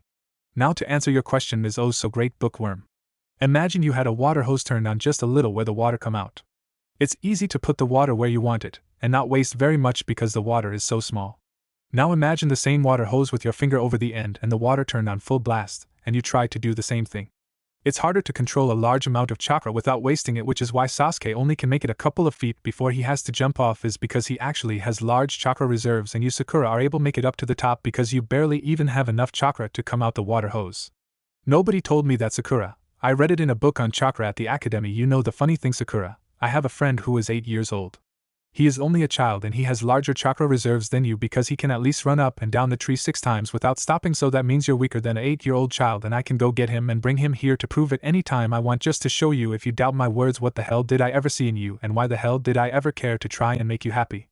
As he glared at her, Sakura was shocked because of what Naruto said to her, and she looked at Kakashi and asked, is he right? Is that the truth? Kakashi said, I don't know about the 8-year-old child, but the rest is true. I suppose the child part could be true since I graduated from the academy at the age of 5 and was a chunin at the age of 6. Making all three look at him with wide eyes, Kakashi said, well, get to work, all three of you. I don't care if you did do it 25 times already. You need the practice. Naruto nods and got back to work, and after 25 minutes Sakura was panting, only able to do it 3 times without stopping, and Sasuke made it only 10 feet up. Kakashi closed his book and said, alright, it's time for a mission. Sakura said, oh god, I haven't felt this tired since I was trying to beat Ino at the academy. Can't we take a break to rest, Kakashi-sensei? Naruto blinked and a smirk appeared on his face as a plan formed which no one noticed. Kakashi looked at her and said, nope. This is not only training but punishment, since you three can't seem to get along. Sasuke glared at Naruto as they started to the village, and said, how the hell were you able to run up and down that tree so many times? Naruto looked at Sasuke and said, it's what I was going to tell you, and Sakura was the other secret to this training before Sakura pissed me off by insulting my friendship with Tenten. I admit there are things I don't know that others know because I have had to teach myself to do basically everything my entire life. I was kicked out of the orphanage at the age of 5 because they didn't have room for me anymore, so I was given an apartment that I had to pay rent on, and the only income one had was the $600 a month I was given from the orphans fund. Out of that money I had to pay my rent, utilities, food, cloths, and my ninja equipment. You want to know what really caused me to focus so much on training now before we had missions? It's because when I graduated the academy I no longer qualified for the orphans fund, so all my money I have now is coming from mission pay, which is why after you and Sakura leave the Hokage office I stay and get another mission to earn more money just so I can pay my bills and my ninja equipment, which means with me all the time on missions the only time I actually have to train is before Kakashi-sensei arrives. Shocking Sasuke and Sakura. Naruto saw the shocked look and said, yeah, that's my oh so great secret, Sakura, that you had to insult my friendship with someone by thinking that the only reason I have a friend is because she's being paid to. But answer me this, Sakura. How many actual friends do you have? I mean, everyone saw how you broke your friendship with Ino over Sasuke, so why should they be your friend if you would throw them away just for a guy who isn't interested in a relationship now at the age of 14, much less at the age of 9? I tried to be your friend even after that, and all I got was hit and insulted, just like I tried to be friends with Sasuke the only way he wants a friend, and that's by being his rival. Sasuke blinked and Sakura said, his rival? Naruto said, yeah. Anyone with a brain can see that Sasuke wants to get strong so he can avenge his clan, so he will want friends who are also strong and will challenge him to get stronger so that he can reach his goal. I may not be as smart as both of you, but physically I am stronger than you both. I mean, come on and actually think a minute. I outran A and BU for hours when I pulled my pranks, and my stealth skills are so good that I could paint the Hokage monument in broad daylight wearing orange and not get caught until after I finished, and banged my paint cans together to get the attention of an entire village full of ninja, and then outran them all across the village until Iruka finally caught me. I still don't know how he is able to find me when no one else. I need to ask him that sometime. Kakashi said, Iruka is a sensor. A sensor is a special type of ninja that can track other ninja by their chakra signature and often are able to tell different ninja by their chakra. As he saw the three questioning looks, Naruto stopped in his tracks and Sakura asked, what's wrong, Naruto? As she saw the shocked look on his face, Naruto frowned and asked Kakashi-sensei, how does one tell if they are a sensor or not? Kakashi looked up from his book and asked why. As he eyed Naruto carefully, Naruto said, well, I'm not sure if it's the same thing, but whenever I pulled my pranks and the ANBU tried to set up traps for me by shining ahead of me, I could tell when they went from being behind me to in front of me and would always change direction to avoid them. It's this weird feeling like a tingle in my mind, but it only worked on ninja. It never seemed to work whenever I was trying to escape villagers. Is that a sensor or is that something else? Kakashi said. Naruto sidestepped to the right just as a clone of Kakashi appeared behind him, shocking all three genins, and Kakashi asked, why did you move? Naruto said, I don't like when people get behind me after last time. As he glared at Kakashi, Kakashi said, but you were already moving before the clone appeared. Naruto said, it's that thing I told you about. I just felt someone was. As he sidestepped again as another clone appeared behind him, and he glared at Kakashi, who released the 2 clones, and said, you might be one. I don't really know much about sensors besides they're annoying as hell to capture or evade depending on if you're trying to get to them or away from them. I'll mention it to Hokage-sama and see what he thinks. Perhaps it's something you got from your mother, whoever she is. As he turned and started to walk away, Naruto's eyes got wide a moment as he understood what Kakashi meant, and Sakura asked, why couldn't it be his father, and don't you mean was? I mean, if he's an orphan, doesn't that mean she's dead? Naruto paled as his eyes locked onto the form of Kakashi and thought, my mother's alive. Kakashi shrugs his shoulders and said, honestly, I don't know. It could have been his father or mother, and I don't know if they are alive or dead or both. I mean, I don't know who Naruto's parents are, since there was never any males listed as Uzumaki before in Konoha, since they were originally a clan from Whirlpool Country before it was destroyed by the Hidden Mist Village during the Civil War in the Land of Water. I don't know if Naruto is in fact a member of that clan, and no body of a woman named Uzumaki was found after the Kyuubi attack. Since Naruto records say he was born on October 10th, she would have had to have been in the village to give birth to him. He could have actually been born the day before, and they just never got to fill out his birth certificate until after the attack, I don't know. Sakura asked how do you know that there was no Uzumaki body found? Kakashi said every body that was recovered from the Kyuubi attack was identified and I memorized the names of everyone who died that day like most jounins since we were responsible with telling the families if their loved ones were dead or not. Naruto asked if it is possible I am a member of that clan, are there any other members out there? In a quieter voice. Kakashi said I don't know, I doubt you are a member of that clan though. I've met an Uzumaki clan member once, and she told me every member of her clan had red hair, but it's possible that you are and simply look like your father or a mixture of both. I don't know as for any other Uzumaki it's possible, but I can't say for sure. Whirlpool Country was destroyed during the civil war going on in Water Country and was absorbed into the Land of Water. The survivors fled to other countries or fought on, so I can't say what happened to them. Naruto thought mom had red hair, and she might be alive and there might be more family out there. Sasuke said you said the Uzumaki were a clan, did they have a bloodline? Kakashi was silent a moment, and said I don't know if it actually was a bloodline, but I do know the Uzumaki were famous for two things. One, they were excellent kenjutsu masters, and the second was they were all censors, but I really don't know. I am just telling what I either experienced or read. I could be wrong or misinformed. Sasuke and Sakura both looked at Naruto, who said well either way Kakashi-sensei, I thank you for at least giving me something to look into someday. Even if I'm not a real member of the Uzumaki clan in case I was just given the name for some reason. But if I am really a censor I'll try to honor them either living or dead by becoming the best I could be at both kenjutsu and chakra sensing. Sakura looked down and bit her lip and said Naruto, I'm sorry about earlier, I guess that you changed so much after we graduated I couldn't understand why, and I might have been a bit jealous also since I don't actually have any friends anymore, all I have is a rival in Ino. Naruto smiled and said well, how about we start over as a team, all three of us. I'll help both you and Sasuke out, and you both help me out, what do you say? Sasuke said oh, and how could you help us out? Naruto said well, I can tell you both the other secret to the tree climbing exercise and also help Sakura get her friendship with Ino back as well while not having to choose over who will wind up with you Sasuke. Sasuke thought a moment and said alright, deal. Naruto looked at Sakura and she said if you can, deal. Naruto nods and walks over to a tree and put one foot on the tree and said the secret to this is that it's not a race to the top but a goal to achieve. Put your foot on the tree and practice just with one foot until you get the control for it perfect where you stick before going to the next foot and slowly work your way up. Once you can do it without thinking about it, it's just basically running laps up and down a tree after that to build up your stamina. As for your friendship, Sasuke the last of his clan with a bloodline, that means he gets to have more than one wife, lover, or girlfriend so you both can share. The shocked looks on Sasuke and Sakura's face was priceless and Kakashi laughed as he saw Sasuke who was excited as he understood the secret to getting the exercise before he paled right before Sakura shrieked in happiness and kissed Naruto on the cheek. Naruto laughed as he rubbed his head and Sasuke said I hate you Naruto. Naruto said what are rivals for team, making each other's lives hell. Now come on, my rent's due next week. As he laughed and began to run toward the Hokage tower shocking Sasuke and Sakura since Naruto hadn't put back on his weights and both looked at each other and Sakura asked when did Naruto get so fast. Sasuke said damn I guess he really can outrun A and B you. Kakashi looked at them and thought actually, that was fast but not as fast as Naruto can be since he's just lightly jogging. Naruto true speed should be way faster than that, even before he began weight training. After Team 7 chased Tora and Naruto got another mission he was leaving the Hokage tower when Kakashi walked up beside him and said good job on making peace with your teammates Naruto. As Naruto stepped out of the tower, Naruto frowned and said I didn't do it for them. I did it to repay you for not only all you did for me when I was younger but what you did today. As he winced as he grabbed his head. Kakashi saw this and said I figured as much but still, you should think you did it for yourself also. I mean Sasuke and Sakura seem to respect you now some. Naruto looked down and said for how long? Until I do something they don't expect, until I served my purpose. People don't change on an instant. Maybe someday I can count them as friends but for now I'll just take them as teammates, but I will still keep my secrets and my guard. As he began to walk away, Kakashi said why? As he looked at Naruto who looked back rubbed the palm of his hand against his temple and said because it hurts worse when you're betrayed by someone you trust. Been there, done that. As he walked away, Kakashi looked down and thought just try Naruto, not everyone will betray you. As he left in a swirl of leaves. As Naruto walked into the Yamanaka flower shop Inoichi looked up and blinked and said hello Naruto, what are you doing here today?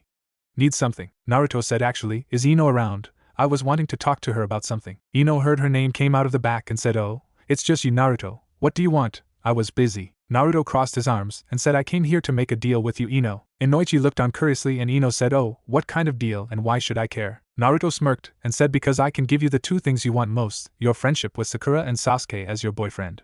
Causing Ino to go wide-eyed and Inoichi to look at Naruto with narrowed eyes. Ino said and why should I believe you? Naruto said because I also know your secret. The one you kept from everyone.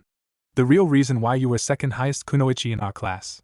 What do you think would happen if Sakura were to find out that you let her have first place out of sympathy, and she didn't actually earn it. Ino's eyes widened and Inoichi said, I don't like this conversation and I don't think I want you here, Naruto. Naruto said, please give me 5 minutes, Yamanaka-sama. Let me at least tell you what my deal is, and then if you want I will leave forever and never approach you, your daughter or business again.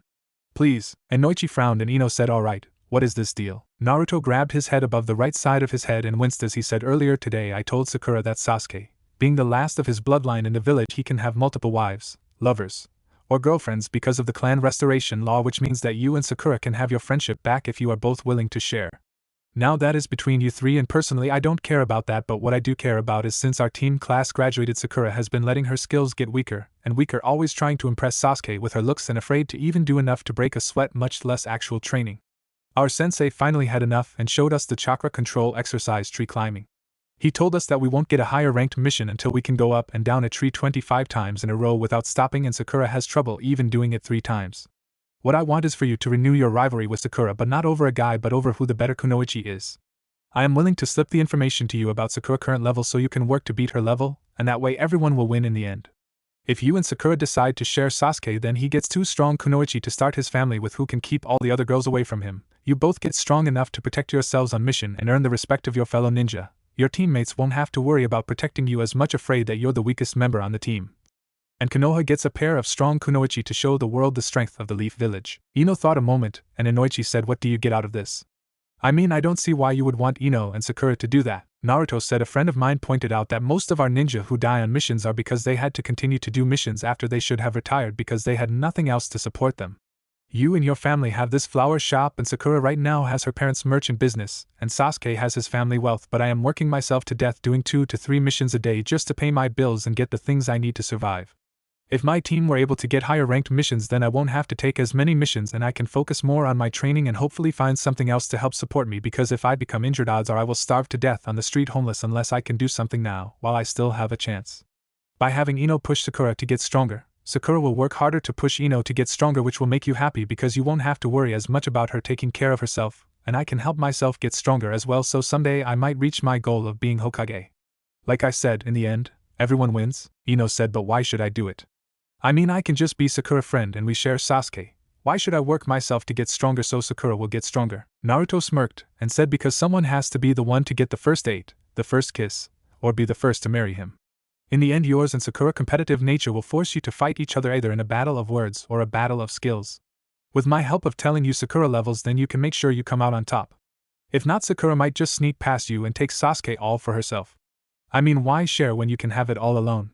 Nothing is forcing Sasuke to have more than one girlfriend, he just has the option to, and Sakura is on Sasuke's team and gets more chances to impress him than you do. What if her skills outshine yours? Ino said, like hell I will let Forehead beat me. As she put her hands on her hips, Naruto asked, then do we have a deal? You become Sakura's rival in her ninja skills and I will be your little spy so you know how hard you have to work to beat her. Ino said, fine, you got yourself a deal. Naruto said, good. Sakura will most likely be able to do 25 times up and down a tree with the tree walking exercise by the end of next week. Now I got to go. I hope I can still do missions for you in the future, Yamanaka-sama. Inoichi said, Ino, would you step outside a minute?